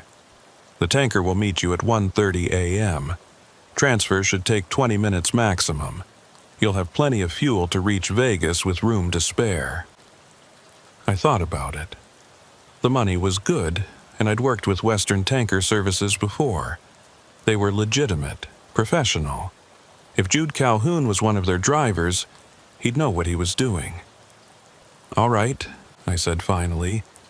Send me the complete route and the exact coordinates, and I want Calhoun's phone number in case we need to coordinate. Already emailing it to you, thanks, Wendell.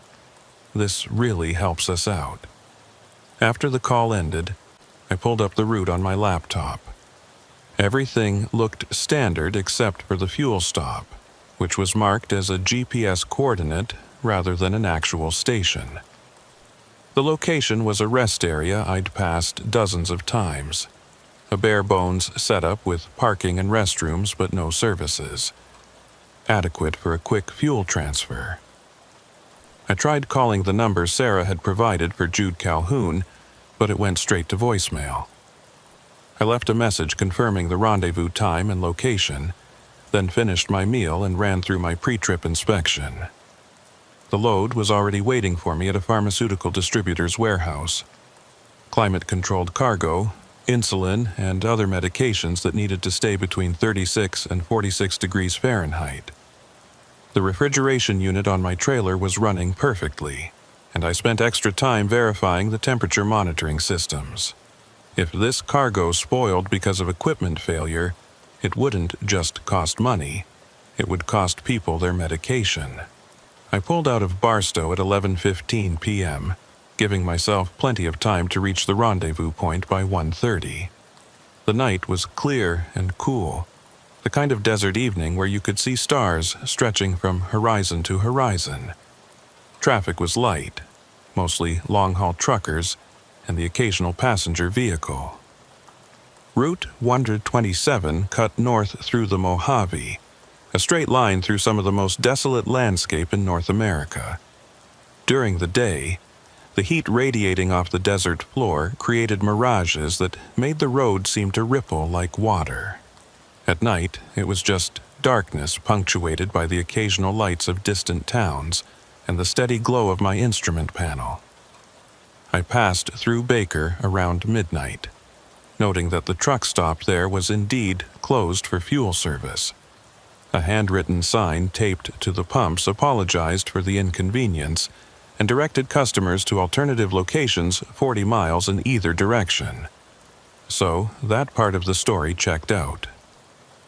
The desert stretched endlessly on both sides of the highway, disappearing into darkness beyond the reach of my headlights. I kept the radio on, listening to late-night talk shows and occasional trucker chatter on the CB.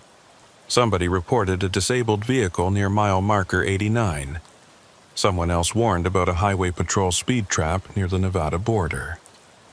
Normal traffic, normal night. At 1:15 a.m., I started watching for the rest area that marked the rendezvous point. It appeared right where it should have. A small turnoff with a parking loop and a concrete restroom building. But there was no tanker truck waiting. I pulled into the rest area and parked, leaving my engine running to keep the refrigeration unit operating. The temperature gauge showed the cargo holding steady at 39 degrees, everything working as it should.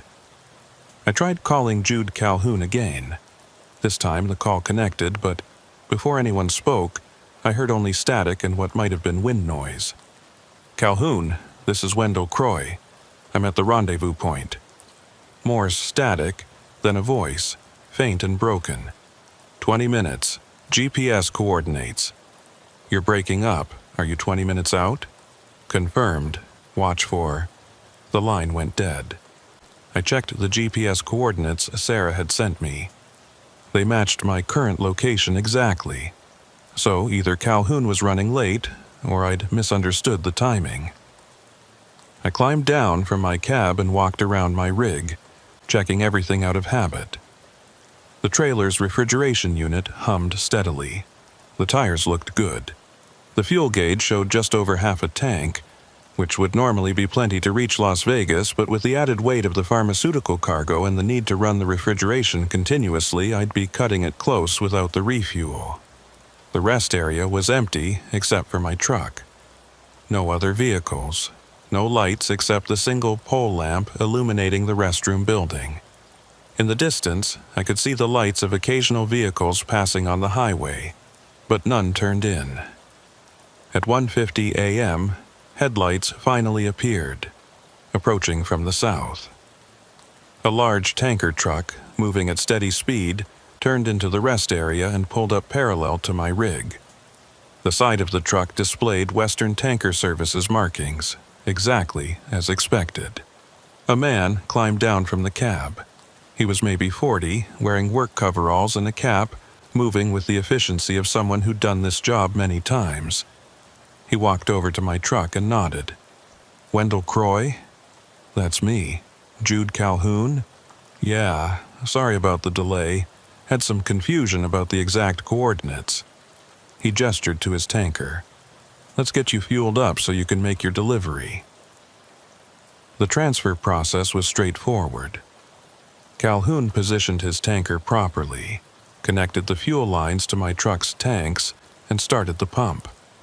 The familiar smell of diesel filled the air as fuel flowed from his tanker into my rig. "You do many of these mobile refueling operations?" I asked, watching the gauge. "Few a year. Usually, emergency situations are remote locations where it's easier to bring fuel to the truck than bring the truck to the fuel." He checked his flow meter. "This one's a bit unusual, though. Normally, we coordinate these things weeks in advance, not day of." "Yeah, dispatch made it sound urgent. Something about fuel supply problems." Calhoun frowned. "First I've heard of any supply issues in this area. Our distribution network's been running normal all week." That caught my attention. "So why the mobile refueling?" "Above my pay grade. I got the call this afternoon. They sent me coordinates and a time, and here I am." He tapped the meter. "You're at 3/4. Want me to top you off?" "Yeah, go ahead." The transfer took another 10 minutes. When we were done, Calhoun disconnected the lines, secured everything on his tanker, and handed me a receipt from a handheld device. "Sign here confirming volume and no spills." I signed the electronic pad and checked the receipt. Everything looked standard. Volume, rate, timestamp. But something about the timestamp bothered me.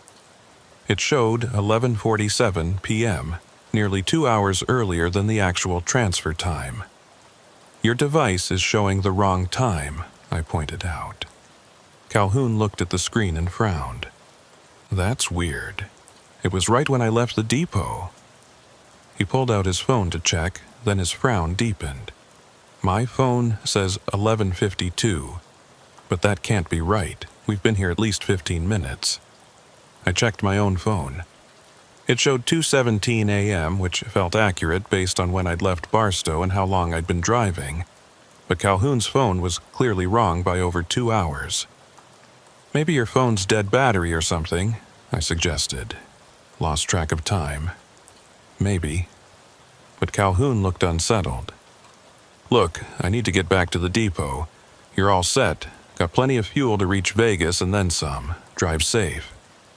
He climbed back into his tanker and pulled out of the rest area, heading south the way he'd come. I watched his taillights disappear into the darkness, that nagging feeling of wrongness still present. I tried calling dispatch to confirm the refueling was complete, but my phone showed no signal. Not unusual in this part of the desert, but frustrating. I climbed back into my cab and checked all my gauges. Fuel tank showed full, refrigeration unit running perfectly, cargo temperature holding at 39 degrees. Everything was fine. Everything was working exactly as it should. So, why did I feel like something had just gone very wrong? I pulled back onto Route 127 and continued north toward Las Vegas. The highway stretched ahead, empty and dark, with no other vehicles visible in either direction. According to my GPS, I was making good time. I'd reach Vegas well before the 6 a.m. delivery deadline. But my GPS was showing something odd. The distance to my destination kept displaying the same number, 142 miles, even though I'd been driving for over 20 minutes since leaving the rest area. The road was definitely passing beneath my wheels, the mile markers were progressing normally, but the GPS distance wasn't decreasing. I reset the GPS thinking it had frozen. When it rebooted, it showed my location correctly but still indicated 142 miles to Las Vegas. The same distance it had shown when I first left the rest area. I tried my phone's navigation app. Same result. 142 miles, unchanging despite my steady progress north. I told myself it was a satellite issue, some kind of temporary glitch in the GPS network. It happened occasionally in remote areas. The mile markers were the real measure of progress, and they were ticking by normally. Mile marker 104. Mile marker 105. Mile marker 106. At mile marker 108, I passed a truck stop. Or rather, I passed the lights of what looked like a truck stop about a quarter mile off the highway. I didn't remember a fuel station at this location, but desert highways sometimes had services that came and went. I made a mental note of it and continued driving. 15 minutes later, I passed what looked like the same truck stop. Same configuration of lights, same distance from the highway, same general appearance. But according to my odometer, I'd traveled nearly 12 miles since the first sighting. I slowed down and checked my mile marker. Mile marker 121. I definitely covered the distance. But the truck stop shouldn't have appeared twice, unless I'd somehow looped back on myself, which was impossible on a straight desert highway. My CB radio crackled to life, making me jump. "Anybody on this channel, this is southbound hauler looking for a fuel stop. Can anyone confirm if the Baker station is still closed?" I recognized the voice. It was the same trucker who'd reported the disabled vehicle earlier in the night, hours ago. I keyed my mic. "Baker's closed for fuel. Sign says they're expecting a resupply tomorrow." "Static, then. Copy that. Guess I'll push through to Barstow. Thanks for the info." The exchange was normal enough, but something bothered me about it. That trucker had been asking about Baker 3 hours ago. Why was he asking again now, as if the previous conversation had never happened? I checked my phone's call log. The 2 calls with Jude Calhoun were there, time-stamped at 1:18 a.m. and 1:21 a.m. But my phone's current time display showed 12:04 a.m. That wasn't possible. I'd left Barstow at 11:15 p.m. I'd been driving for hours. It couldn't be just after midnight. I pulled over onto the shoulder and put my truck in park. My hands were shaking slightly as I tried to make sense of what I was seeing. Every clock in my truck, The dashboard display, my phone, even my wristwatch showed times just after midnight. But that meant I'd somehow lost 2.5 hours somewhere between leaving Barstow and now. Or gained them. I couldn't tell which. The cargo temperature gauge still showed 39 degrees. The fuel tank showed full. According to my odometer, I'd driven 87 miles from Barstow. All of that was consistent with having been on the road for over 2 hours. But the clock said otherwise. I sat there on the shoulder for 10 minutes, trying to think through the situation logically. I needed to make the delivery in Las Vegas by 6 a.m. Based on my GPS, which still stubbornly showed 142 miles to destination, I had plenty of time. Based on my clocks, I had even more time than I thought.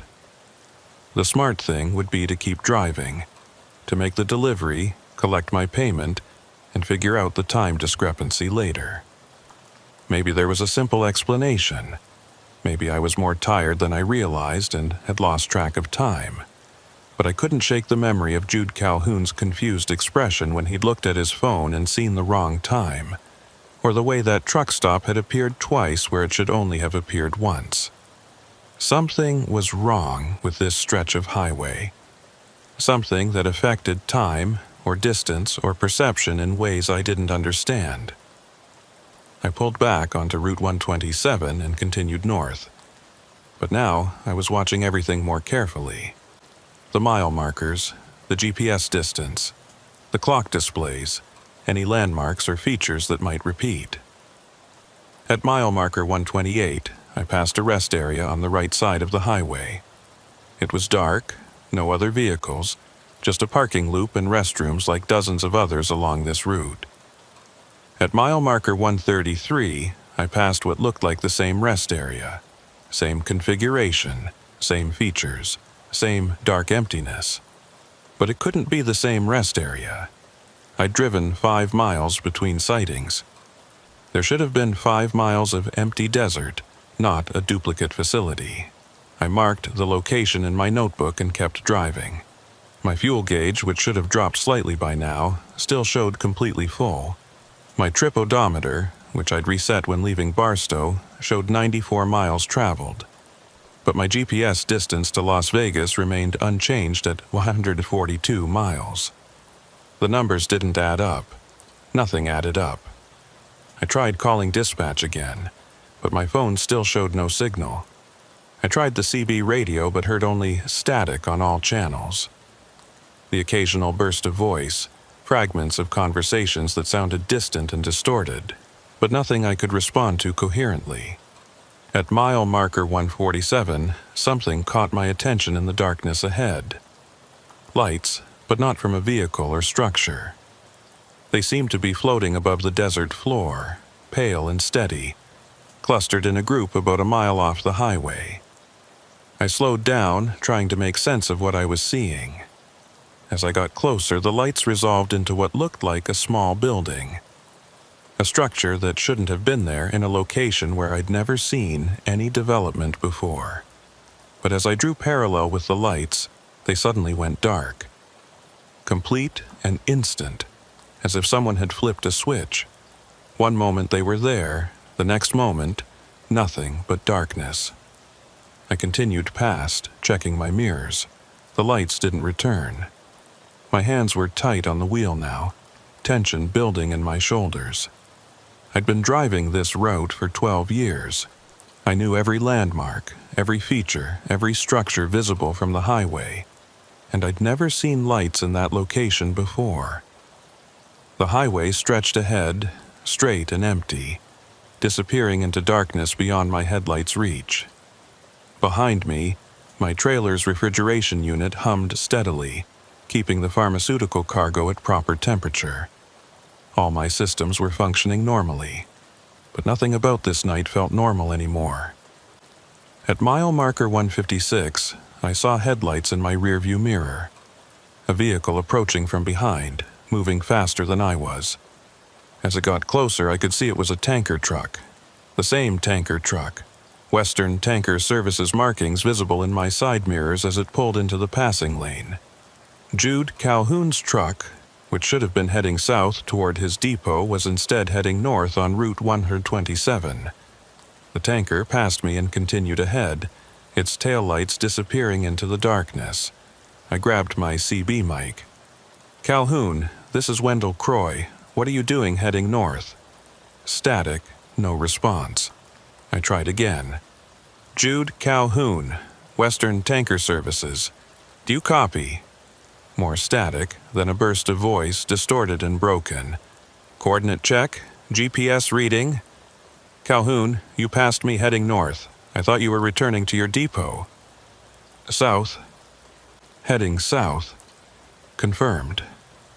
But I'd just watched him pass me going north. I was certain of it. Unless my sense of direction was wrong. Unless I was the one who was confused about which way was which. I checked my GPS. It showed me on Route 127, heading north toward Las Vegas, exactly where I should be. The mile markers confirmed it. The road signs confirmed it. But Jude Calhoun's tanker had been heading in the same direction I was, and he'd insisted he was going south. One of us was wrong about our direction, and I was no longer certain it wasn't me. The highway continued, empty and dark, with no other traffic visible. I drove in silence, the only sounds the rumble of my engine and the steady hum of the refrigeration unit. My GPS still showed 142 miles to Las Vegas. My clocks still showed impossible times. And somewhere ahead of me in the darkness, Jude Calhoun's tanker continued on a route that didn't match what either of us believed we were driving. I had 142 miles left to go. Or I'd already driven them. Or I was somehow stuck driving the same miles over and over, caught in a loop I couldn't perceive. The desert held no answers. It just stretched endlessly in all directions, dark and vast and indifferent to my confusion. I kept driving, because that's all I could do. Keep moving forward, or what I thought was forward, through a night that had stopped making sense somewhere around mile marker 108. The pharmaceutical cargo needed to reach Las Vegas by 6 a.m. I had a job to complete, a contract to fulfill, but as I watched the unchanging numbers on my GPS and the impossible times on my clocks, I began to wonder if I'd ever actually reach my destination, or if I was already there, somehow, driving through a version of Route 127 that existed outside normal space and time, where distance and duration had become meaningless measurements. The mile markers kept counting upward. The road kept passing beneath my wheels. But nothing was actually changing, and I had no idea how to make it stop. I drove for what felt like another hour, though my clocks refused to confirm it. The dashboard display cycled through times that made no sense. 12:47 a.m., then 11:23 p.m., then 1:04 a.m. My phone had stopped updating entirely, frozen at 12:04. Even my wristwatch, a mechanical piece I'd owned for 20 years, seemed to be running backward and forward in irregular intervals. The only constant was the mile markers. They progressed steadily, 163, 164, 165. Physical proof that I was actually moving, actually covering distance, even if every other measurement insisted otherwise. At mile marker 178, I spotted something that made me ease off the accelerator. Lights ahead, off to the right side of the highway. Not the floating, sourceless lights I'd seen earlier, but the familiar glow of a gas station, the kind of truck-friendly facility I'd been hoping to find, with multiple pumps and what looked like a small convenience store. I didn't remember a station at this location, but after everything else I'd experienced tonight, my memory felt unreliable. Maybe there'd always been a station here, and I'd simply never needed to stop. The Mojave had scattered services along its highways, some barely marked, easy to miss if you weren't looking for them. As I got closer, I could make out more details. The station was old-style, with an analog price board and overhead canopy lighting. A single car was parked near the building, but I couldn't see anyone around it. The whole place had a functional but dated appearance, like it had been built in the 70s and never updated. I considered driving past. My fuel gauge still showed full, despite the miles I'd covered, but something about the station pulled at me.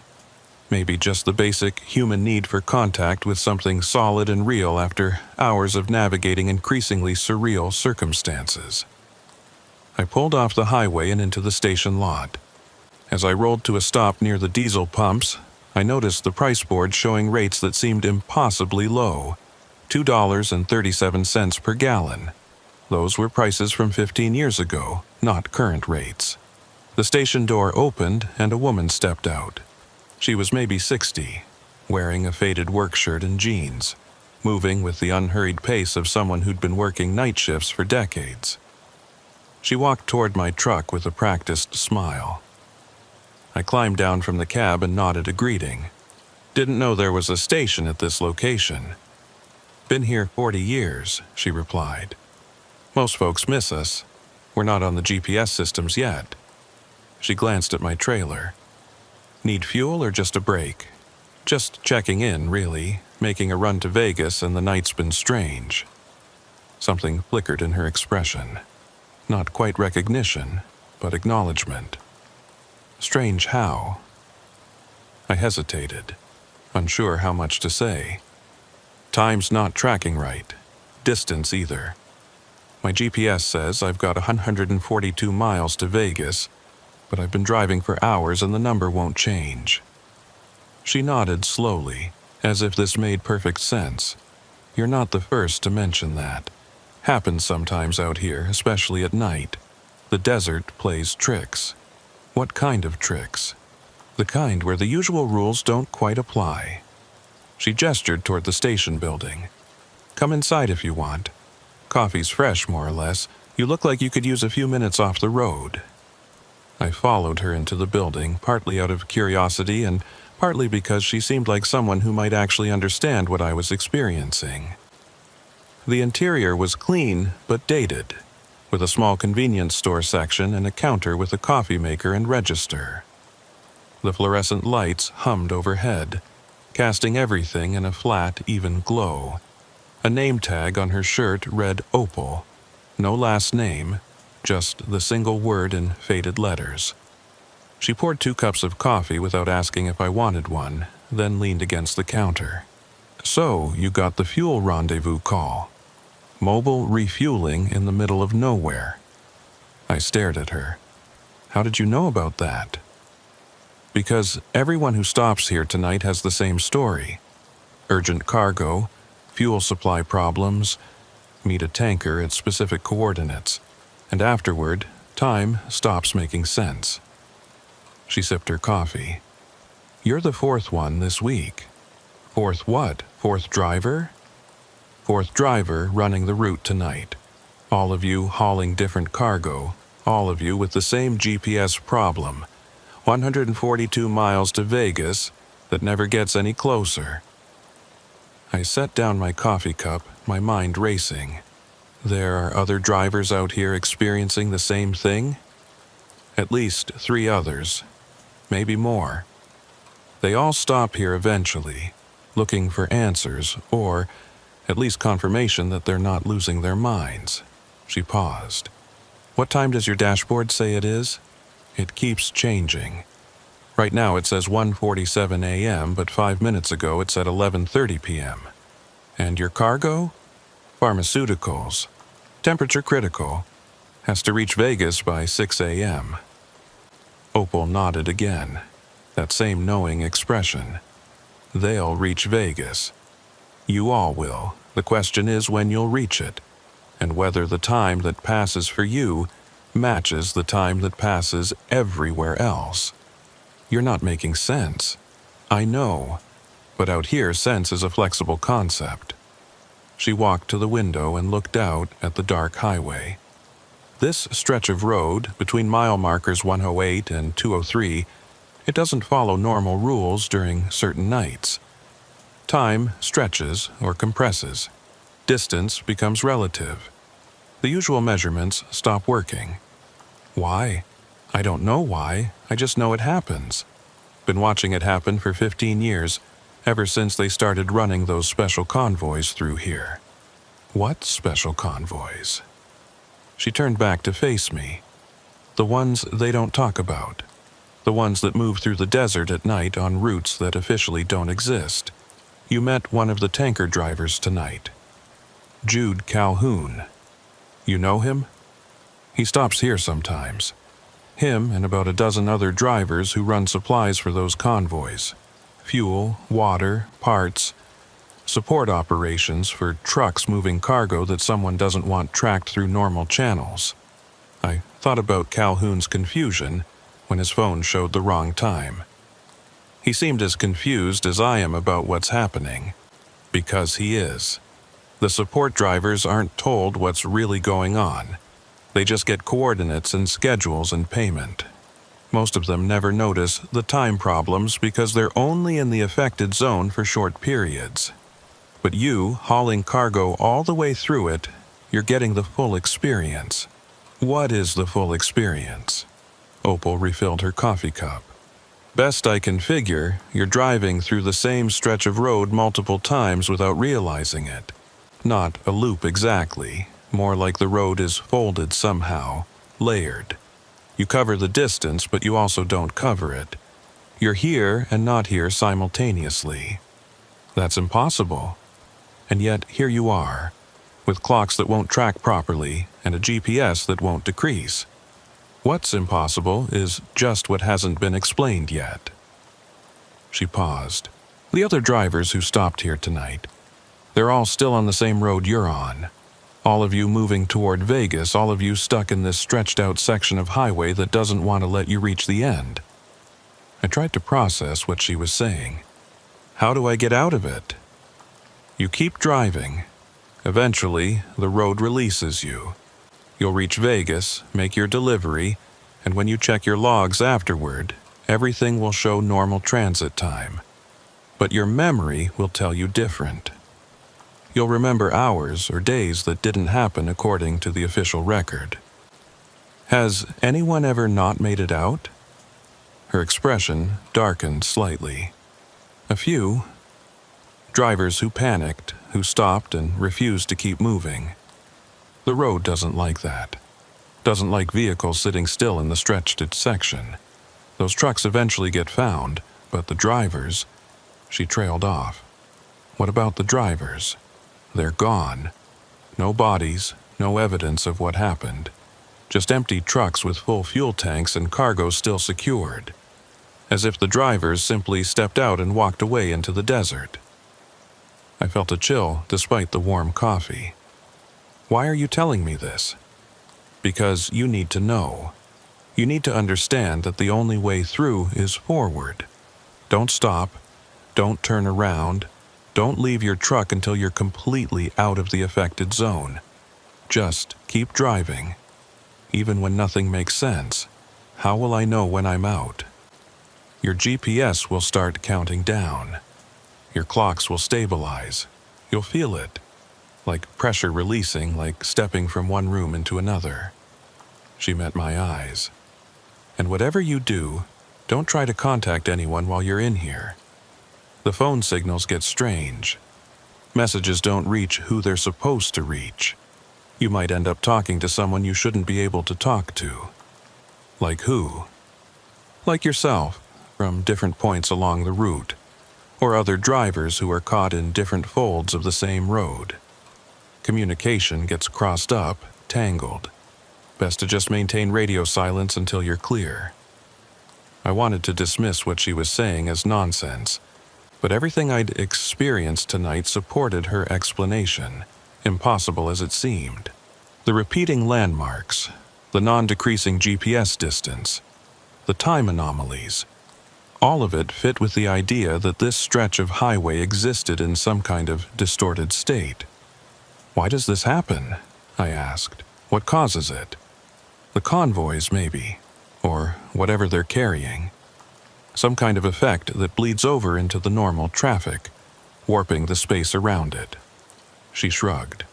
Or maybe the desert just does this sometimes, and the convoys learn to use it. I stopped trying to figure out the why years ago.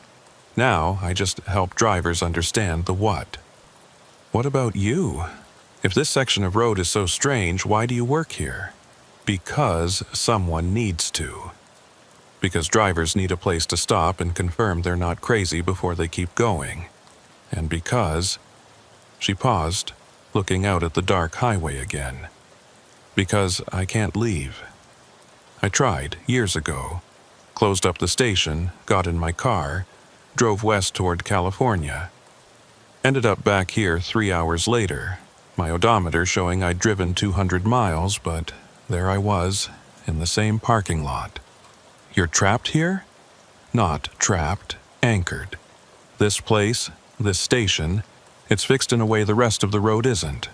So I stay, and I help drivers when I can, and I watch the convoys pass through in the night carrying cargo I'll never know about. I looked around the dated interior of the station, seeing it differently now. A way station in a zone where normal rules didn't apply. A fixed point in distorted space. The car outside, I said. Is that yours? Belonged to a driver who stopped here in 2018. He went outside to check his trailer and never came back. Truck's been towed away, but the car's still here. I keep hoping he'll walk out of the desert one day and need it. The casual way she said it made it somehow more disturbing than if she'd been dramatic about it. I finished my coffee and stood. I should keep moving. I've got a delivery to make.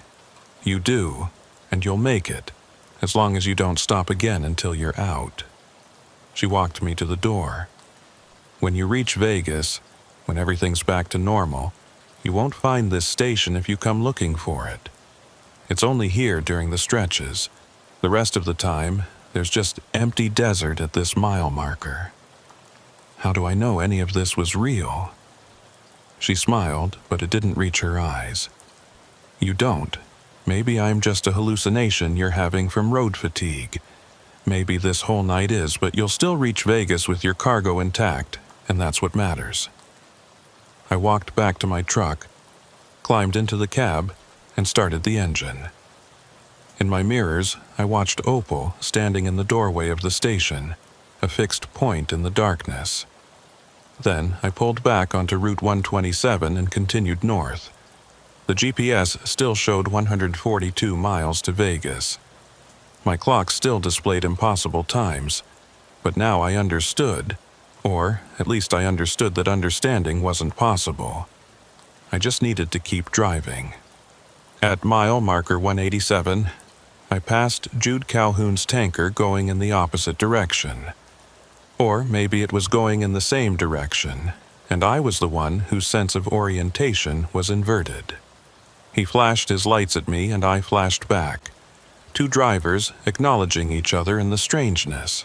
At mile marker 194, I saw another refrigerated truck ahead of me. Same general type as mine, hauling cargo that needed climate control. I pulled closer, trying to see the company markings, and felt my stomach drop when I recognized them. It was my company, my truck number. I was following my own truck. I slowed down, letting the distance between us increase, my mind refusing to process what I was seeing. Then the truck ahead disappeared around a curve, and when I followed, it was gone. No turnoff, no place it could have gone, just empty highway. At mile marker 201, my CB radio crackled to life with a voice I recognized as my own. This is Wendell Croy hauling pharmaceuticals, checking in at mile marker 108, everything running smooth, making good time. Mile marker 108, the point where everything had started going wrong. But I was at mile marker 201, and I was definitely not making that transmission. I didn't respond. As Opal had warned, communication in this zone was tangled, crossed with different versions of the same route. At mile marker 203, something changed. I felt it before I saw it in the instruments, a subtle shift like pressure equalizing. My GPS flickered, and when it stabilized, it showed 94 miles to Las Vegas. The number was decreasing. I drove another mile and checked again, 93 miles, another mile, 92 miles. My dashboard clock stabilized at 3:47 a.m. My phone came back to life with a cascade of delayed notifications, timestamps jumping forward to match the dashboard. I was out of whatever that stretched zone had been, back into normal space where distance and time behaved predictably. The relief was immediate and intense. I let out a breath I hadn't realized I'd been holding and allowed myself to relax slightly. Whatever I'd driven through, I'd made it to the other side. The rest of the drive to Las Vegas was completely normal. Traffic increased as I approached the city, other trucks and early morning commuters sharing the highway. The mile markers counted down predictably. My GPS tracked correctly. My clocks all showed the same time. I reached the pharmaceutical distributor's warehouse at 5:23 a.m., well ahead of the 6 deadline. The cargo temperature had held perfectly at 39 degrees throughout the entire journey. The receiving dock worker checked everything, signed off on the delivery, and thanked me for making good time. "Any problems on the route?" he asked, making small talk while his crew unloaded the trailer. "No problems," I said, because what else could I say? I checked my trip computer before leaving the warehouse. It showed I'd driven 304 miles from Barstow to Las Vegas. The elapsed time showed 5 hours and 40 minutes. Everything was within normal parameters. But my memory held something different. I remembered hours of driving through repeated sections of highway, watching unchanging GPS distances, experiencing time that flowed in irregular patterns. I remembered Opal in her station, warning me about drivers who'd vanished. I remembered following my own truck. I drove to a truck stop in Vegas and parked, needing sleep but knowing it wouldn't come easily. I pulled up my phone's map application and searched for fuel stations along Route 127 at the location where I'd met Opal. No results, no station listed at that mile marker. Just empty desert, according to the map. I tried searching for the station name, for Opal's name, for any reference to a truck stop at that location. Nothing. As she'd said, it was only there during the stretches, whatever that meant. I thought about calling dispatch to report the unusual experience, but what would I say? That I'd driven through a zone where distance and time didn't work properly? That I'd gotten fuel from a tanker driver who'd been equally confused? That I'd stopped at a station that didn't officially exist? They'd think I was having some kind of breakdown. They'd require medical evaluation, psychological screening. They might suspend my license while they investigated. Better to say nothing, to file the standard trip report showing normal transit times and no incidents. But I couldn't shake the memory of what I'd experienced. And I couldn't stop thinking about the other drivers Opal had mentioned. The ones who'd stopped before reaching the end of the stretched zone. The ones whose empty trucks had been found, but whose bodies had never been recovered. What had happened to them? Where had they gone? I tried to sleep, but managed only a few hours of restless dozing. My dreams were full of endless highways and unchanging distances, of following my own taillights into infinite darkness. When I woke, it was early afternoon. I had a message from dispatch asking if I was available for a return haul to California. Standard work, normal route, good pay. I accepted it without hesitation. Whatever I'd experienced on Route 127, I needed to prove to myself that I could still do the job normally. That the strange night hadn't broken something fundamental in my ability to navigate and trust my instruments. The return trip was completely unremarkable. I hauled agricultural equipment from Las Vegas to Bakersfield, taking Interstate 15 south and avoiding Route 127 entirely. The drive was boring and predictable, and exactly what I needed. But as I drove, I found myself checking my mirrors more frequently than usual, looking for tanker trucks that shouldn't be there, for my own vehicle somehow following me, for any sign that the strangeness was continuing. I saw nothing unusual, just normal traffic on a normal highway. When I reached Bakersfield and completed the delivery, I felt something close to relief. Whatever I'd driven through on Route 127, it had been contained to that one night, that one stretch of road. It wasn't following me. It wasn't spreading. I had survived it, and I could move on. But that night, parked at a truck stop and checking my route for the next day's haul, I found myself pulling up a map of Route 127, zooming in on the section between mile markers 108 and 203, looking for any indication of what might be different about that stretch of highway. The map showed nothing unusual, just a road through the desert, straight and unremarkable. But I knew better. I knew that during certain nights, for reasons I didn't understand, that road stopped being normal. It stretched and folded and trapped drivers in recursive loops where time and distance became meaningless. And somewhere along that route, there was a gas station that didn't exist except when it was needed, run by a woman named Opal who'd been there for 15 years, watching the convoys pass and helping confused drivers understand that they weren't crazy. Or maybe I'd hallucinated the whole thing. Maybe road fatigue and stress had created false memories of impossible events. But my trip computer told a different story. It showed that I'd driven 304 miles in under 6 hours, which was a perfectly normal time. But my memory insisted I'd been driving for much longer, through hours that the clocks refused to acknowledge. Someone was right, either my memory or the official record. But they couldn't both be true. I closed the map application and tried to sleep. Tomorrow I had another load, another route, another chance to prove that I was still a reliable driver who could be trusted with valuable cargo. But I knew I'd never take a run on Route 127 again if I could avoid it. Some roads, I'd learned, were best left to others.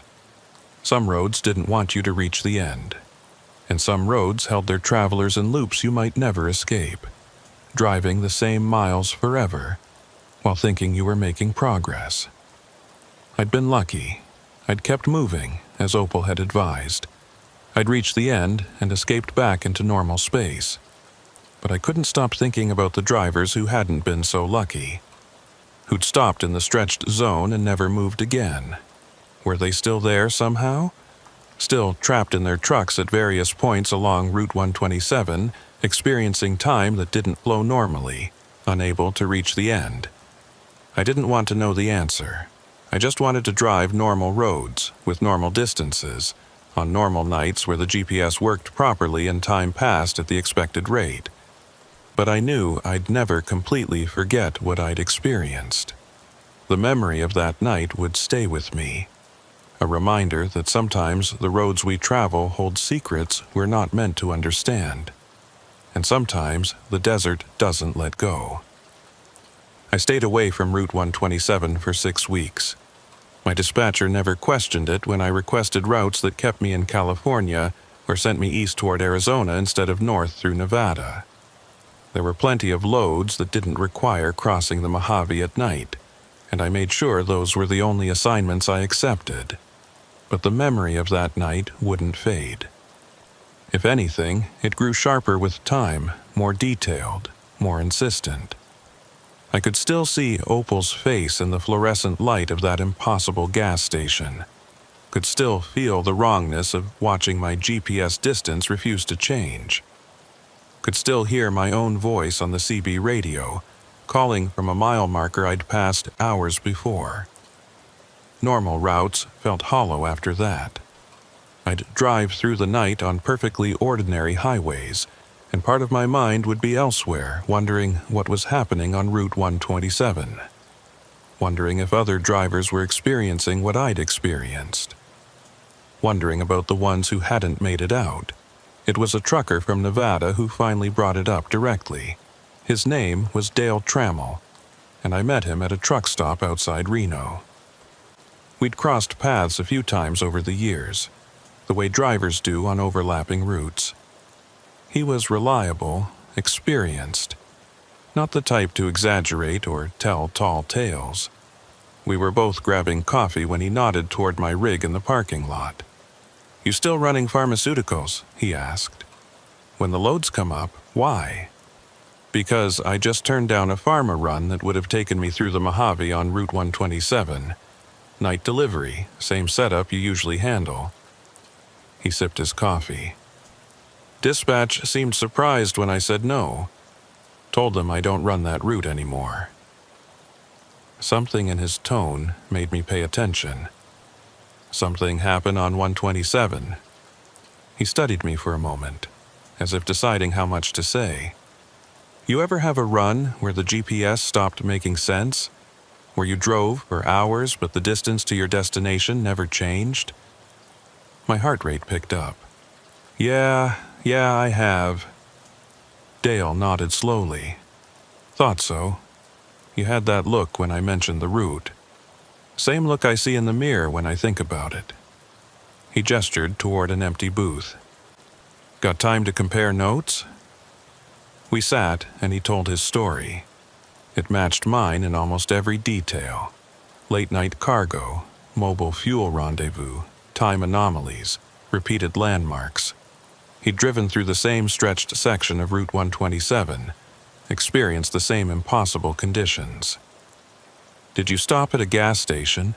I asked. "Old-style place? Woman named Opal running it?" His eyes widened. "You saw her too?" "She told me I was the fourth driver that week experiencing the same thing. She told me I was the third, but that was 2 months ago." Dale pulled out a small notebook. "I've been documenting everything I can find out about Route 127, trying to make sense of it." "What have you found?" "Not much that helps. The route's been there for decades. Normal highway maintenance records. No official incidents beyond standard accidents and breakdowns. But when you dig into trucker forums and talk to other drivers off the record, there's a pattern." He showed me the notebook. It contained dates, driver names, brief descriptions of experiences. I recognized some of the names from CB chatter over the years. Experienced, reliable drivers who'd suddenly stopped taking certain routes or had left the industry entirely. "How many?" I asked. "At least 20 cases I can confirm in the past 5 years. Probably more who won't talk about it." All of them had similar experiences on Route 127 during night runs. Time problems, distance problems, repeated landmarks. Some saw Opal's station, others didn't, but reported other impossible things. Like what? Following their own trucks, hearing their own voices on the radio from different points in time, passing the same rest area multiple times without turning around. He paused. "And then there are the ones who didn't make it out." I felt that chill again. The same one I'd felt when Opal had told me about empty trucks and missing drivers. How many missing? 4 that I can document. Trucks found abandoned on Route 127, engines running, cargo intact, drivers gone. No bodies, no evidence of foul play, no explanation. The official reports call them voluntary abandonments. Assume the drivers walked away for personal reasons. But I've talked to families. These weren't people with problems or reasons to disappear. They were experienced drivers on routine runs who just vanished. He flipped to a page with 4 names written in careful print. Marcus Holt, September 2019 Patricia Klein, March 2020. David Kemper, July 2021. Rosa Delgado, January 2023. "I've been trying to find connections between them," Dale continued. "They all ran Route 127 at night. They all had cargo that required specific delivery windows. And based on the last radio transmissions from 3 of them, they were all experiencing the same anomalies we did." "What about the 4th? "Rosa Delgado. No radio transmission. Her truck was found at mile marker 176, with a note on the dash that just said, "I can't keep driving the same miles." Her family said she'd been acting strange after a previous run on 127, talking about time not working right and seeing things that shouldn't be there. I thought about Opal's warning. Drivers who stopped in the stretched zone. Drivers who refused to keep moving. Opal told me the road doesn't like vehicles that stop and sit still. You believe her? Believe that the road itself has some kind of consciousness or purpose. I don't know what I believe, but I know what I experienced, and it wasn't normal. Something about that stretch of highway doesn't follow regular physics. Dale closed his notebook. I've been trying to get someone official to investigate. Transportation Department, Highway Patrol, even the FBI. Nobody's interested. The official position is that these are isolated incidents with mundane explanations. Drivers abandoning their trucks for personal reasons. Time-tracking errors due to GPS glitches, that sort of thing. But you don't buy it. I can't buy it, because I was there. I felt what it's like to drive through that zone. And I saw things I can't explain with mundane reasoning. He met my eyes. The question is, what do we do about it? What can we do? We can't prove any of it. Our trip computers show normal times. Our GPS data shows normal routes. Even our fuel receipts show timestamps that don't match our memories. But there are enough of us now. Enough drivers who've experienced it. If we could get them all to come forward together, make a coordinated statement, maybe someone would have to take it seriously. I wanted to believe that would work. But I thought about my conversation with dispatch after that night, how they'd shown no record of authorizing my route through 127. I thought about how quickly the official records had diverged from reality. "Someone's already covering this up," I said. "The fuel supply problems that forced the mobile refueling, my dispatcher had no record of that call. The special authorization didn't exist according to official channels. Whoever's running those convoys through 127, they've got enough pull to manipulate records and make evidence disappear. Or the road itself is doing that somehow, changing what gets recorded, what gets remembered, what leaves physical evidence." The idea was disturbing on a fundamental level. A stretch of highway that could alter reality around it, that could trap drivers in recursive loops and erase official documentation of what happened there. "Have you tried going back?" I asked. "Driving through 127 during the day to see if anything's different?" "Twice. Both times, completely normal. Standard highway, standard landmarks, everything makes sense. Whatever causes the stretched zone, it only happens at night, or only happens during certain nights. The nights when the convoys are running." Dale nodded. "That's my theory. Whatever those trucks are carrying, it creates some kind of field effect that distorts space and time around them. Normal traffic gets caught in the distortion, experiences the anomalies. But by morning, when the convoys are gone, everything returns to normal." What could create that kind of effect? I don't know. I'm a trucker, not a physicist, but I've been reading about theoretical stuff, experimental technologies, quantum effects, that sort of thing. There's research into exotic matter that could theoretically warp space-time. Maybe someone's figured out how to do it practically, and they're using Route 127 as a test corridor. It sounded like science fiction, but then everything I'd experienced that night had felt like science fiction. "If that's true," I said, "then the missing drivers might not be dead. They might be trapped somehow in the distortion, stuck in a fold of the road that never resolves back to normal." Dale's expression was grim. "I've thought about that. It might actually be worse than death. Imagine being caught in that stretched zone permanently, driving the same miles over and over. Your clock's never advancing, your GPS never decreasing. No way to reach the end, no way to escape." The thought made my skin crawl. I'd experienced just a few hours of that disorientation, and it had been deeply disturbing. Days or weeks of it would be maddening. Years would be incomprehensible. "We have to do something," I said. "We can't just let this keep happening." "What do you suggest?"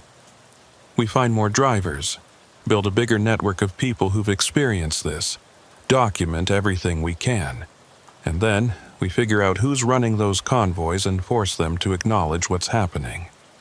Dale looked skeptical. "That's dangerous. If there's a deliberate cover-up, if someone's manipulating records and making official reports disappear, they're not going to appreciate drivers poking around." "I know. But what's the alternative? Keep driving our roads, avoiding Route 127, and hoping it doesn't spread to other highways. Those missing drivers were real people with families. They deserve better than being written off as voluntary abandonments." "All right," Dale said finally. "I'm in, but we need to be careful about this. Use secure communication. Don't leave obvious digital trails. Don't trust that official channels will help us." Over the next month, Dale and I quietly reached out to other drivers we thought might have experienced something on Route 127. We used CB radio codes and truck stop meetings, avoiding phones and emails that could be monitored. It was slow, careful work, but gradually we built a network of 7 drivers willing to talk about their experiences. Every story had the same core elements: night runs on Route 127, time anomalies, distance that wouldn't decrease, repeated landmarks, and the sense that something was fundamentally wrong with that stretch of highway during certain nights. 3 of them had stopped at Opal Station. They all described her the same way. Older woman, calm demeanor, seems to understand what's happening. And they all confirmed that the station didn't exist when they tried to find it again during daylight hours. One driver, a woman named Ellen Carver, had something none of the rest of us had thought to check. She'd photographed her instrument panel during the anomalies, trying to document the impossible GPS readings and time displays. When she showed us the photos, they were normal. Standard instrument panel, reasonable times, GPS showing distances that made sense. The anomalies she'd witnessed and documented weren't captured in the images. "It's like the road won't let itself be proven," she said. "Everything that would serve as evidence gets altered or erased or just doesn't show up in recordings." Dale had a different explanation. Or the distortion affects recording equipment differently than human perception. We experience the stretched time, but devices record what's really happening from an outside perspective. Either way, it meant we had no hard evidence. Just testimony from a handful of truckers claiming impossible experiences on a highway that looked completely normal in daylight. Then, in the 6th week after my initial night on Route 127, something changed. I got a call from a number I didn't recognize. The voice on the other end was male, professional, controlled. "Wendell Croy? My name is Agent Hassler. I'm with a federal task force investigating anomalous phenomena on certain transportation corridors. I understand you've had unusual experiences on Route 127 in Nevada." My first instinct was to deny everything, but something about his tone suggested he already knew. "Who told you that?" "We've been monitoring communication patterns among commercial drivers. Your name came up in connection with several others who've reported similar incidents. I'd like to meet with you to discuss what you've experienced." "What task force? Which agency?" "That's sensitive information. But I can tell you that your experiences are being taken seriously at the federal level, and we'd appreciate your cooperation in understanding what's happening on that highway." It could be legitimate, or it could be whoever was running the convoys, trying to identify and silence drivers who'd seen too much. "I need to think about it," I said. "Of course. But Mr. Croy, I should mention that we're also concerned for driver safety. 4 individuals have vanished on Route 127 in the past few years.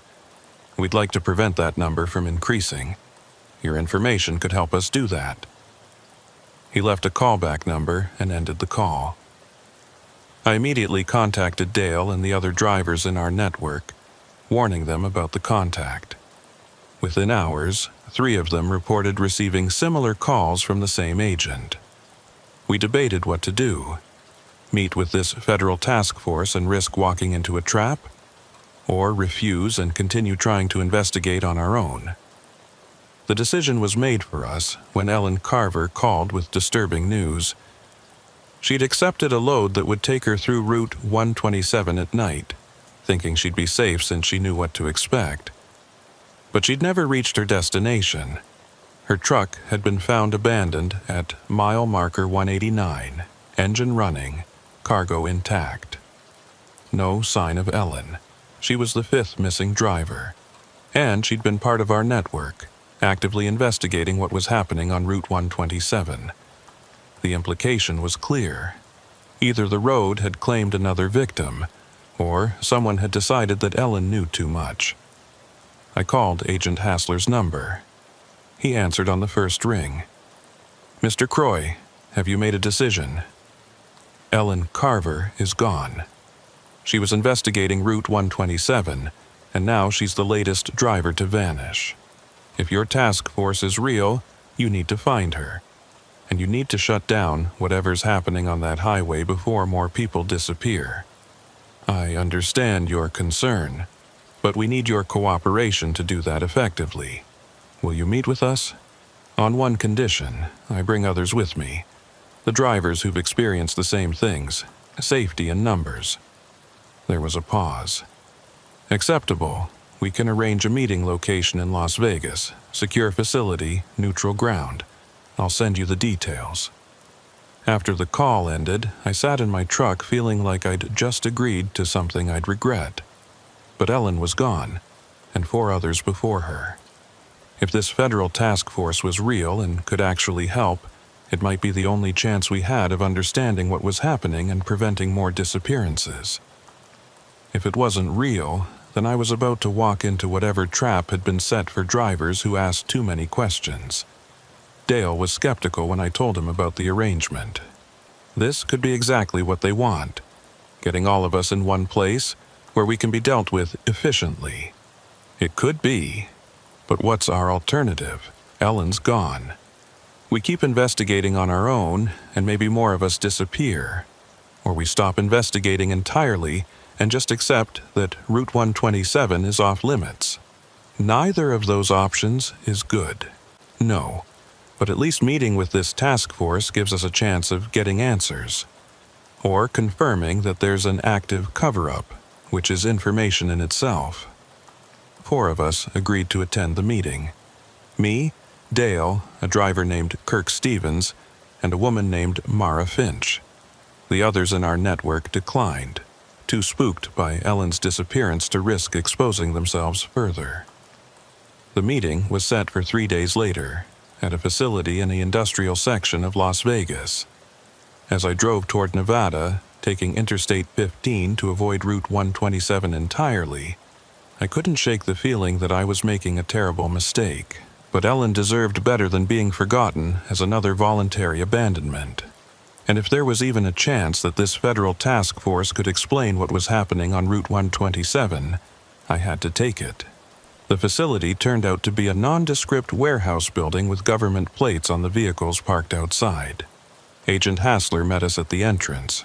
Tall, fit, probably mid-40s, with the bearing of someone used to authority. He led us to a conference room and introduced us to 2 other individuals who didn't offer names or agencies. They just sat and listened as Hassler asked us to recount our experiences on Route 127. We told him everything: the time anomalies, the distance problems, the repeated landmarks, Opal's station. He took notes and asked detailed questions, but didn't seem surprised by anything we described. When we finished, he was quiet for a long moment. Then he closed his notebook and looked at each of us in turn.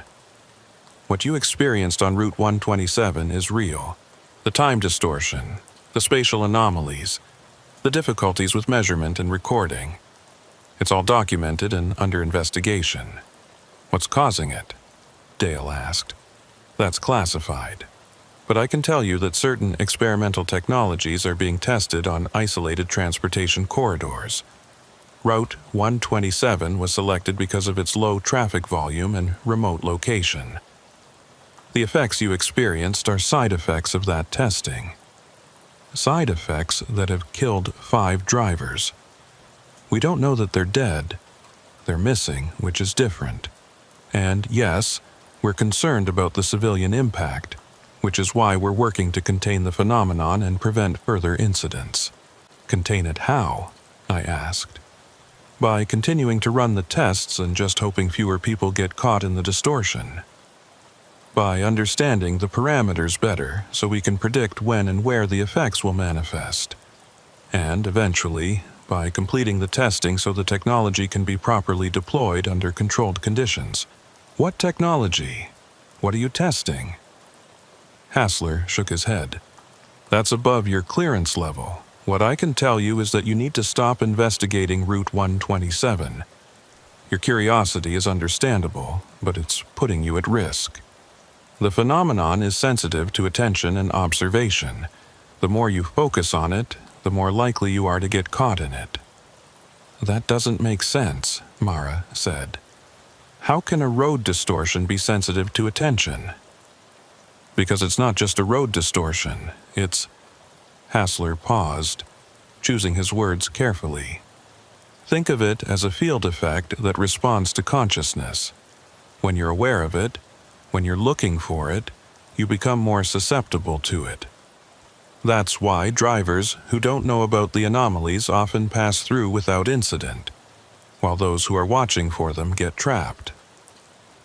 The explanation felt incomplete, like he was describing something complex in deliberately simplified terms, but it also had a disturbing logic to it.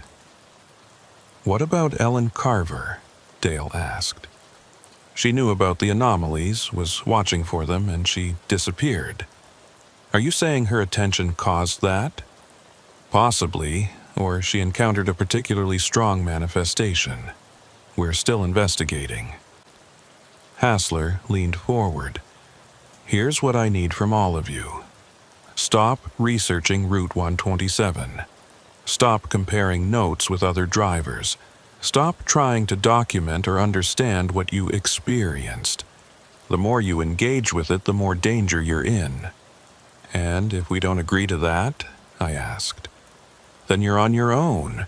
We can't protect people who insist on investigating classified phenomena. And I'll be honest with you, your continued attention to this matter could interfere with the testing in ways that create more danger, not less. It was a threat dressed up as concern. Stop asking questions or face consequences. We left the meeting with more questions than answers. Hassler's explanation raised as many issues as it resolved. What kind of technology created consciousness-sensitive distortions in space-time? Who had authorized testing it on a public highway? And what had really happened to the missing drivers? In the parking lot, the 4 of us stood by our trucks and discussed what we'd learned. He's lying, Mara said flatly. Or at least not telling us the full truth. This isn't just about testing technology. There's something else happening. But he confirmed the phenomenon is real, Kirk pointed out. That's more than we had before. At least now we know we're not crazy. We knew that already. What we don't know is whether we can trust anything he told us, or whether that meeting just put us on a list of problems to be dealt with. Dale looked at me. What do you think, Wendell? You're the one who set this up. I thought about Ellen, about the 4 others who'd vanished before her, about Opal's warning that drivers who stopped moving in the stretched zone were never seen again. I think we need to be very careful about what we do next, I said finally. But I also think we can't just stop investigating, not when people are still disappearing. The question was how to investigate when the phenomenon itself seemed designed to trap those who looked too closely at it. and whether any of us would survive finding the answer. Against Agent Hassler's warning, we kept investigating. Not openly, not in ways that would draw attention, but we couldn't just walk away. Ellen Carver had been one of us, and she'd vanished trying to understand what we'd all experienced. That demanded something more than silence. Dale found the pattern 3 weeks after our meeting with the task force. He'd been analyzing delivery schedules, fuel records, and highway patrol reports, looking for correlations between convoy activity and the timing of anomalous events on Route 127. "It's every 19 days, he told me over a secure phone line. Like clockwork, the stretched zone activates for approximately 8 hours during the night, then returns to normal. The convoys run during those windows. How far back does the pattern go? At least 3 years. Probably longer, but records get harder to verify the further back I look. And here's the interesting part. The 5 missing drivers all disappeared during active windows. They weren't random encounters with the anomaly. They were there when the distortion was at full strength. So was I. So were you. We made it out. Because we kept moving. Remember what Opal said? The road doesn't like vehicles that stop. The missing drivers all stopped for extended periods. Rosa Delgado's truck was found with a note saying she couldn't keep driving the same miles. That suggests she'd been caught in the loop for a while before she gave up. The thought sent a chill through me. How long is a while when time doesn't flow normally? That's the question nobody can answer.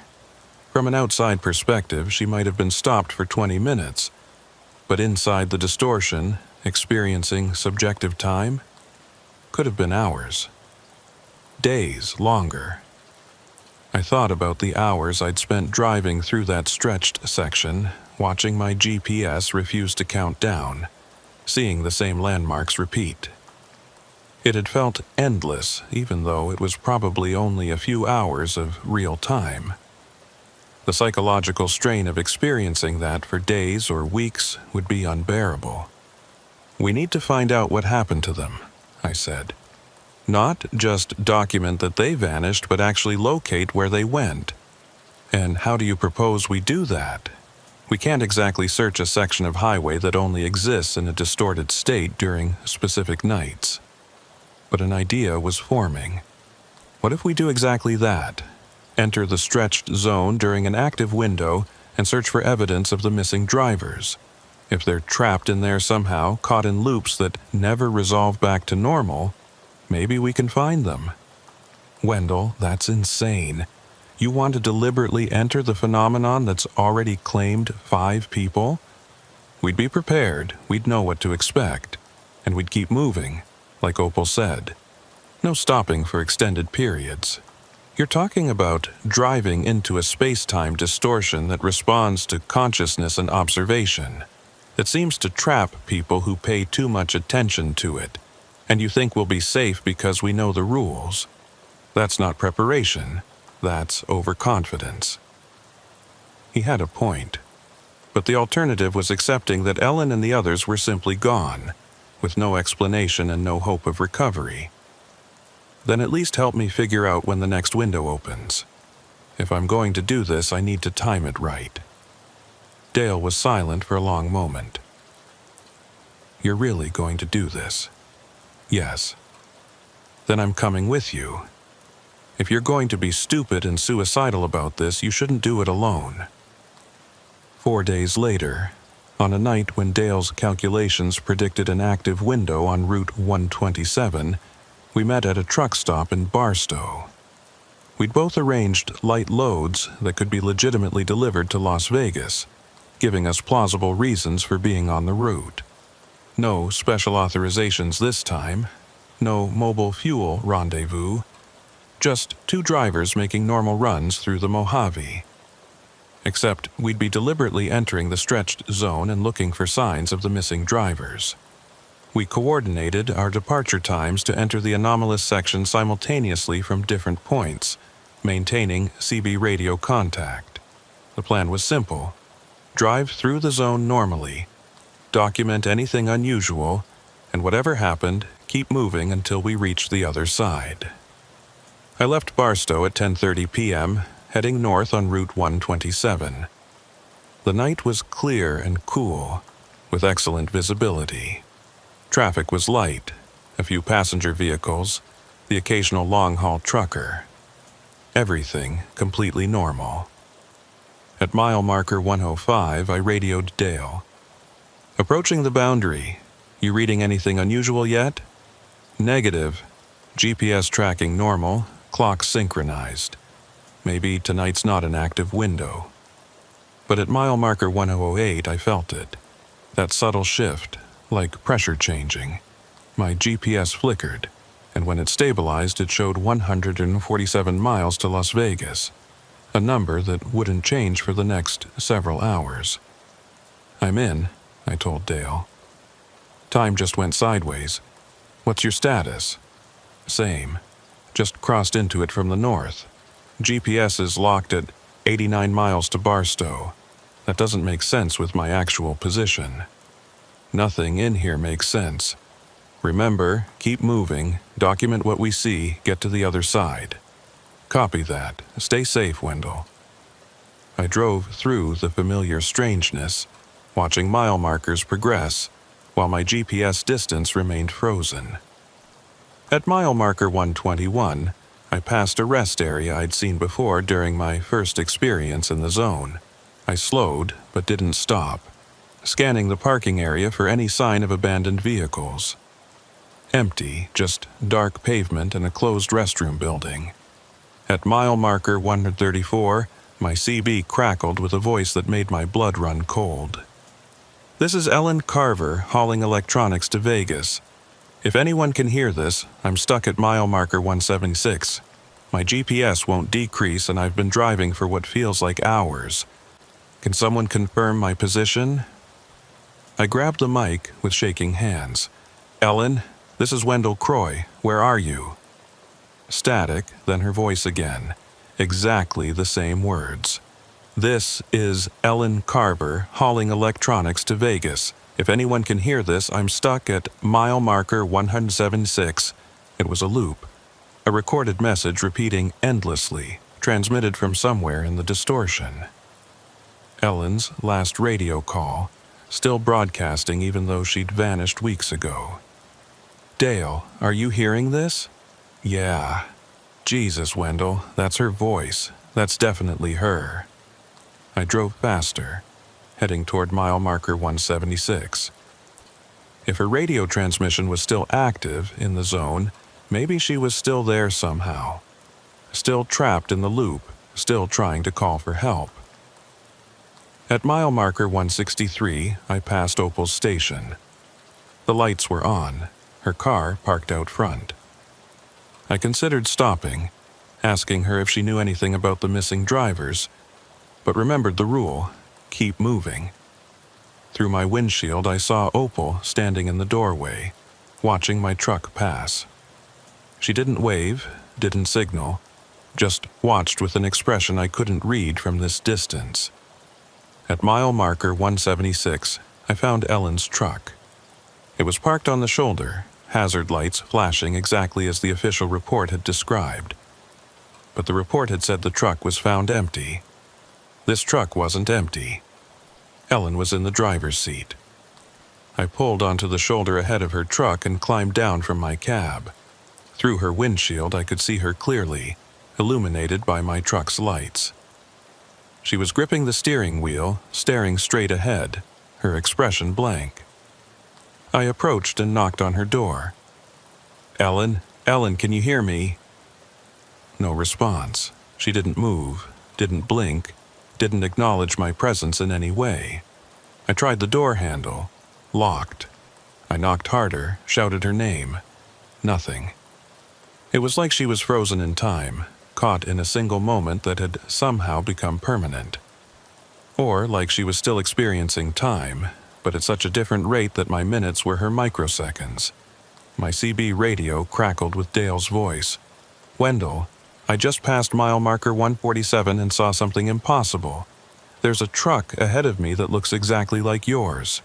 That can't be me. I'm stopped at 176 looking at Ellen's truck. Then whose truck am I following? A chill ran down my spine.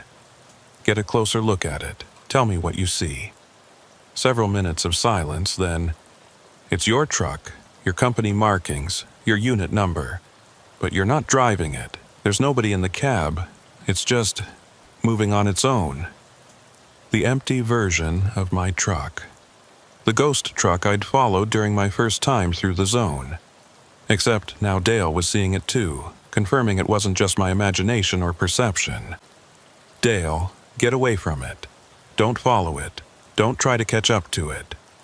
Already backing off, but Wendell, if that's your truck, then what are you driving? I looked back at my own rig, solid and real on the shoulder behind me. But was it? Or was I experiencing a version of myself that existed only in the distortion, while some other version of me was driving an empty truck through Dale's section of the loop?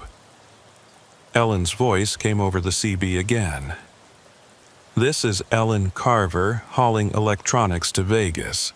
If anyone can hear this, I'm stuck at mile marker 176. I looked at her, frozen in her cab, her mouth not moving even as her voice transmitted over the radio. The call was coming from some version of her that existed in a different fold of time, still trying to reach help, while this version of her was locked in a single instant. I climbed back into my truck, my hands shaking. This was worse than I'd imagined. The missing drivers weren't dead and they weren't wandering in the desert. They were here, caught in temporal loops, experiencing time at rates that didn't align with the outside world. Ellen had probably been driving for weeks or months from her perspective, but trapped in such a way that she'd never reach the end of the stretched section. Dale, we need to get out of here, now. Already moving, heading for the northern boundary. I pulled back onto the highway and accelerated, putting distance between myself and Ellen's frozen truck. But I couldn't stop thinking about her trapped there. Aware, but unable to move or communicate effectively. Caught in a nightmare version of the same drive she'd been trying to complete. At mile marker 189, I passed another truck on the shoulder. Then another at 194, both with drivers visible inside, both frozen in the same way Ellen had been. I recognized one of them from Dale's list. David Kemper, missing since July 2021. They were all here, all the missing drivers, trapped in various points along Route 127's stretched section. Not vanished, not dead, but caught in temporal distortions that prevented them from completing their routes or escaping back to normal space-time. Wendell, you need to see this. Dale's voice was strained. I'm at mile marker 118, and there are at least a dozen trucks parked along the shoulder. Different companies, different years. Some of them look old, like they've been here for a long time. 12 more missing drivers. People who'd vanished over the years, whose disappearances had been written off or forgotten, all of them still here in the distortion. At mile marker 203, I felt the pressure shift again. My GPS flickered and suddenly showed 94 miles to Las Vegas, counting down normally. My clocks synchronized. I was out of the stretch zone, back in normal space-time. I pulled over at the first rest area and waited for Dale to emerge from the southern boundary. When he arrived 20 minutes later, his face was pale. There are more, he said. So many more. Not just the 5 we knew about, dozens of trucks scattered through that zone, all with drivers frozen inside them. We have to report this. Get search and rescue teams in there, try to extract them somehow. And tell them what? That we found missing drivers in a space-time distortion that only exists during certain nights? That they're not dead, but caught in temporal loops? Dale shook his head. Nobody will believe us, and even if they did, how would they mount a rescue operation in a zone where time doesn't work properly? He was right. Any rescue team entering the distortion would risk becoming trapped themselves. And there was no guarantee that the frozen drivers could even be freed from their loops. They might be so far out of sync with normal time that they couldn't be brought back. We sat in silence for a long time, processing what we'd seen. Eventually, Dale spoke quietly. "We should call Hassler, tell him what we found. Maybe his task force has resources we don't, ways to help those people. Or maybe they already know. Maybe they've always known and just haven't done anything about it. Then what's our option? Leave them there?" I didn't have an answer for that. Over the next few days, we debated what to do with the information. We could go public, try to force an investigation through media attention. But without evidence, and our photos showed nothing unusual just as Ellen's hadn't, we'd be dismissed as conspiracy theorists or attention seekers. We could try another rescue attempt, going in better prepared with equipment and plans. But we'd barely made it out ourselves, and attempting to extract frozen drivers from temporal loops was beyond our capability. Or we could contact Hassler and hope that his task force would actually help. In the end, the decision was made for us. A week after our nighttime investigation, Dale's truck was found abandoned at mile marker 152 on Route 127. Engine running, cargo intact, no sign of the driver. He'd gone back alone without telling me, probably trying to help the trapped drivers, trying to find a way to free them. And the distortion had claimed him too. I called Hassler's number. It was disconnected. I tried the facility where we'd met with the task force. The building was empty, with "for lease" signs in the windows. Everything associated with that meeting had vanished as thoroughly as the drivers in the distortion. I was alone now, the last member of our investigation network who wasn't missing or scared into silence. And I had a choice to make. I could stay away from Route 127, avoid the stretched zone, and live with the knowledge that Dale and Ellen and dozens of others were trapped there. Or I could go back, try to understand the phenomenon better, maybe find a way to help them. But I remembered Opal's warning about drivers who stopped moving. And I remembered Ellen's frozen face, staring ahead without seeing, caught in an endless moment.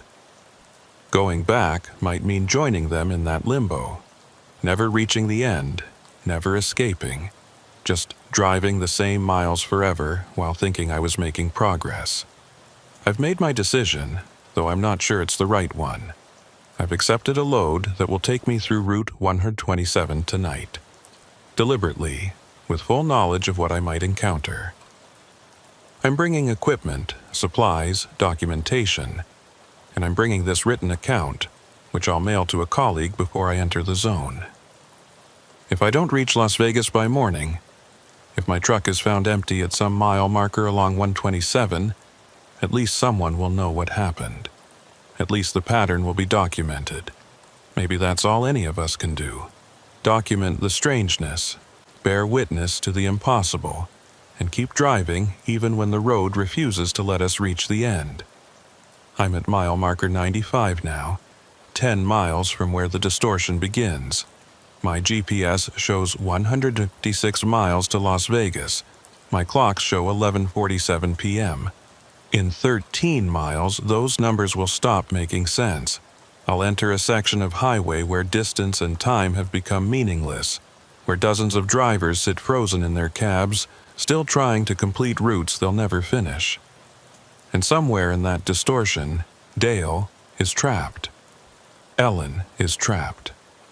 All of them are waiting, caught in loops they don't understand and can't escape. I don't know if I can help them. I don't even know if I'll make it out myself. But I'm going in anyway, because someone has to. Because leaving them there without trying feels like a worse choice than risking joining them. Mile marker 103. The boundary is close now. I can feel it ahead, that subtle pressure in the air that signals where normal space ends and the stretched zone begins. My CB radio is crackling with static. In the static, I think I can hear voices. Ellen's voice repeating her position. Dale's voice calling for help. Others I don't recognize, all of them broadcasting from different points in the distortion. All of them still trying to reach the end of a road that has no end. Mile marker 108.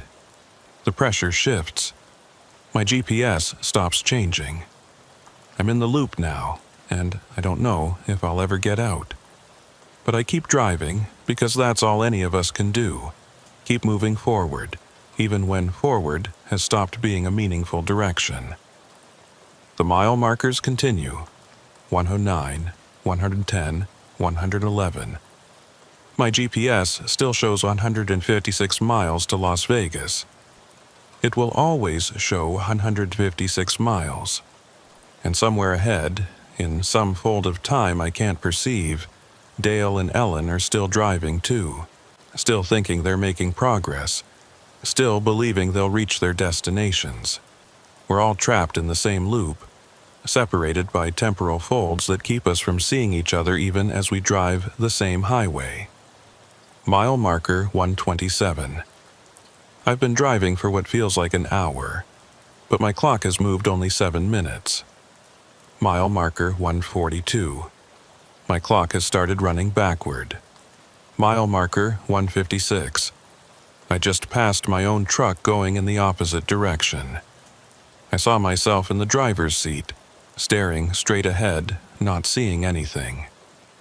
Mile marker 176. Ellen's truck is here, and she's still frozen in her cab.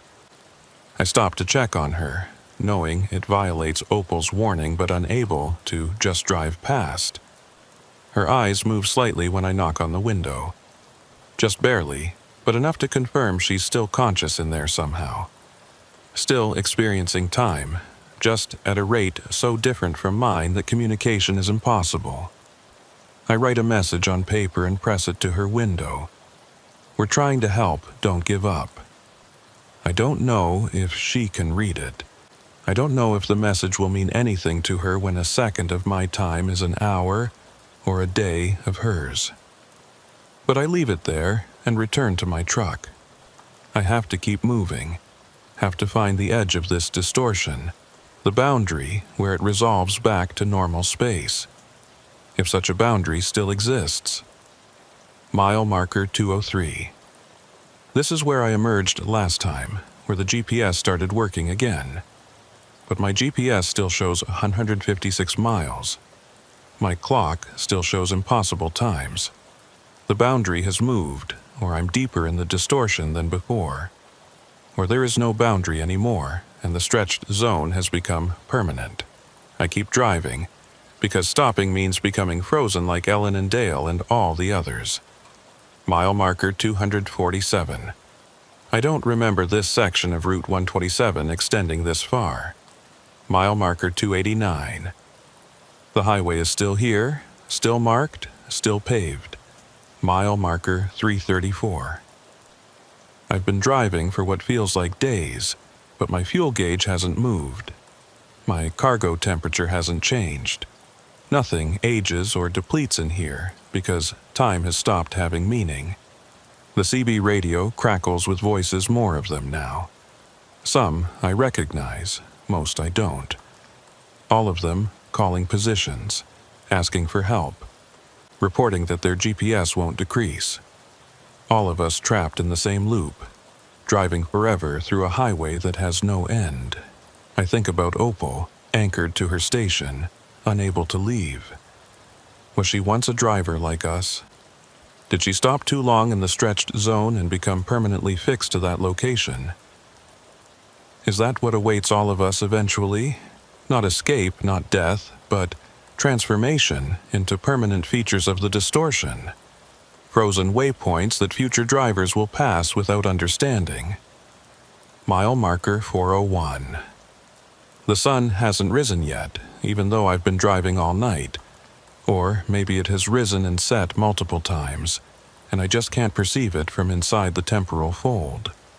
My phone shows messages from weeks ago, months ago, years ago, all arriving simultaneously, all marked with impossible timestamps. One of them is from Dale, sent after he disappeared. I found something at mile marker 489. A way out, maybe. Keep driving. Don't stop. Mile marker 489 is ahead. If I can reach it, if it even exists. I keep driving. The mile markers continue, counting up into numbers that shouldn't exist on Route 127. The highway stretches ahead, empty and dark, disappearing into distance that has stopped meaning anything. And behind me, in my mirrors, I can see headlights.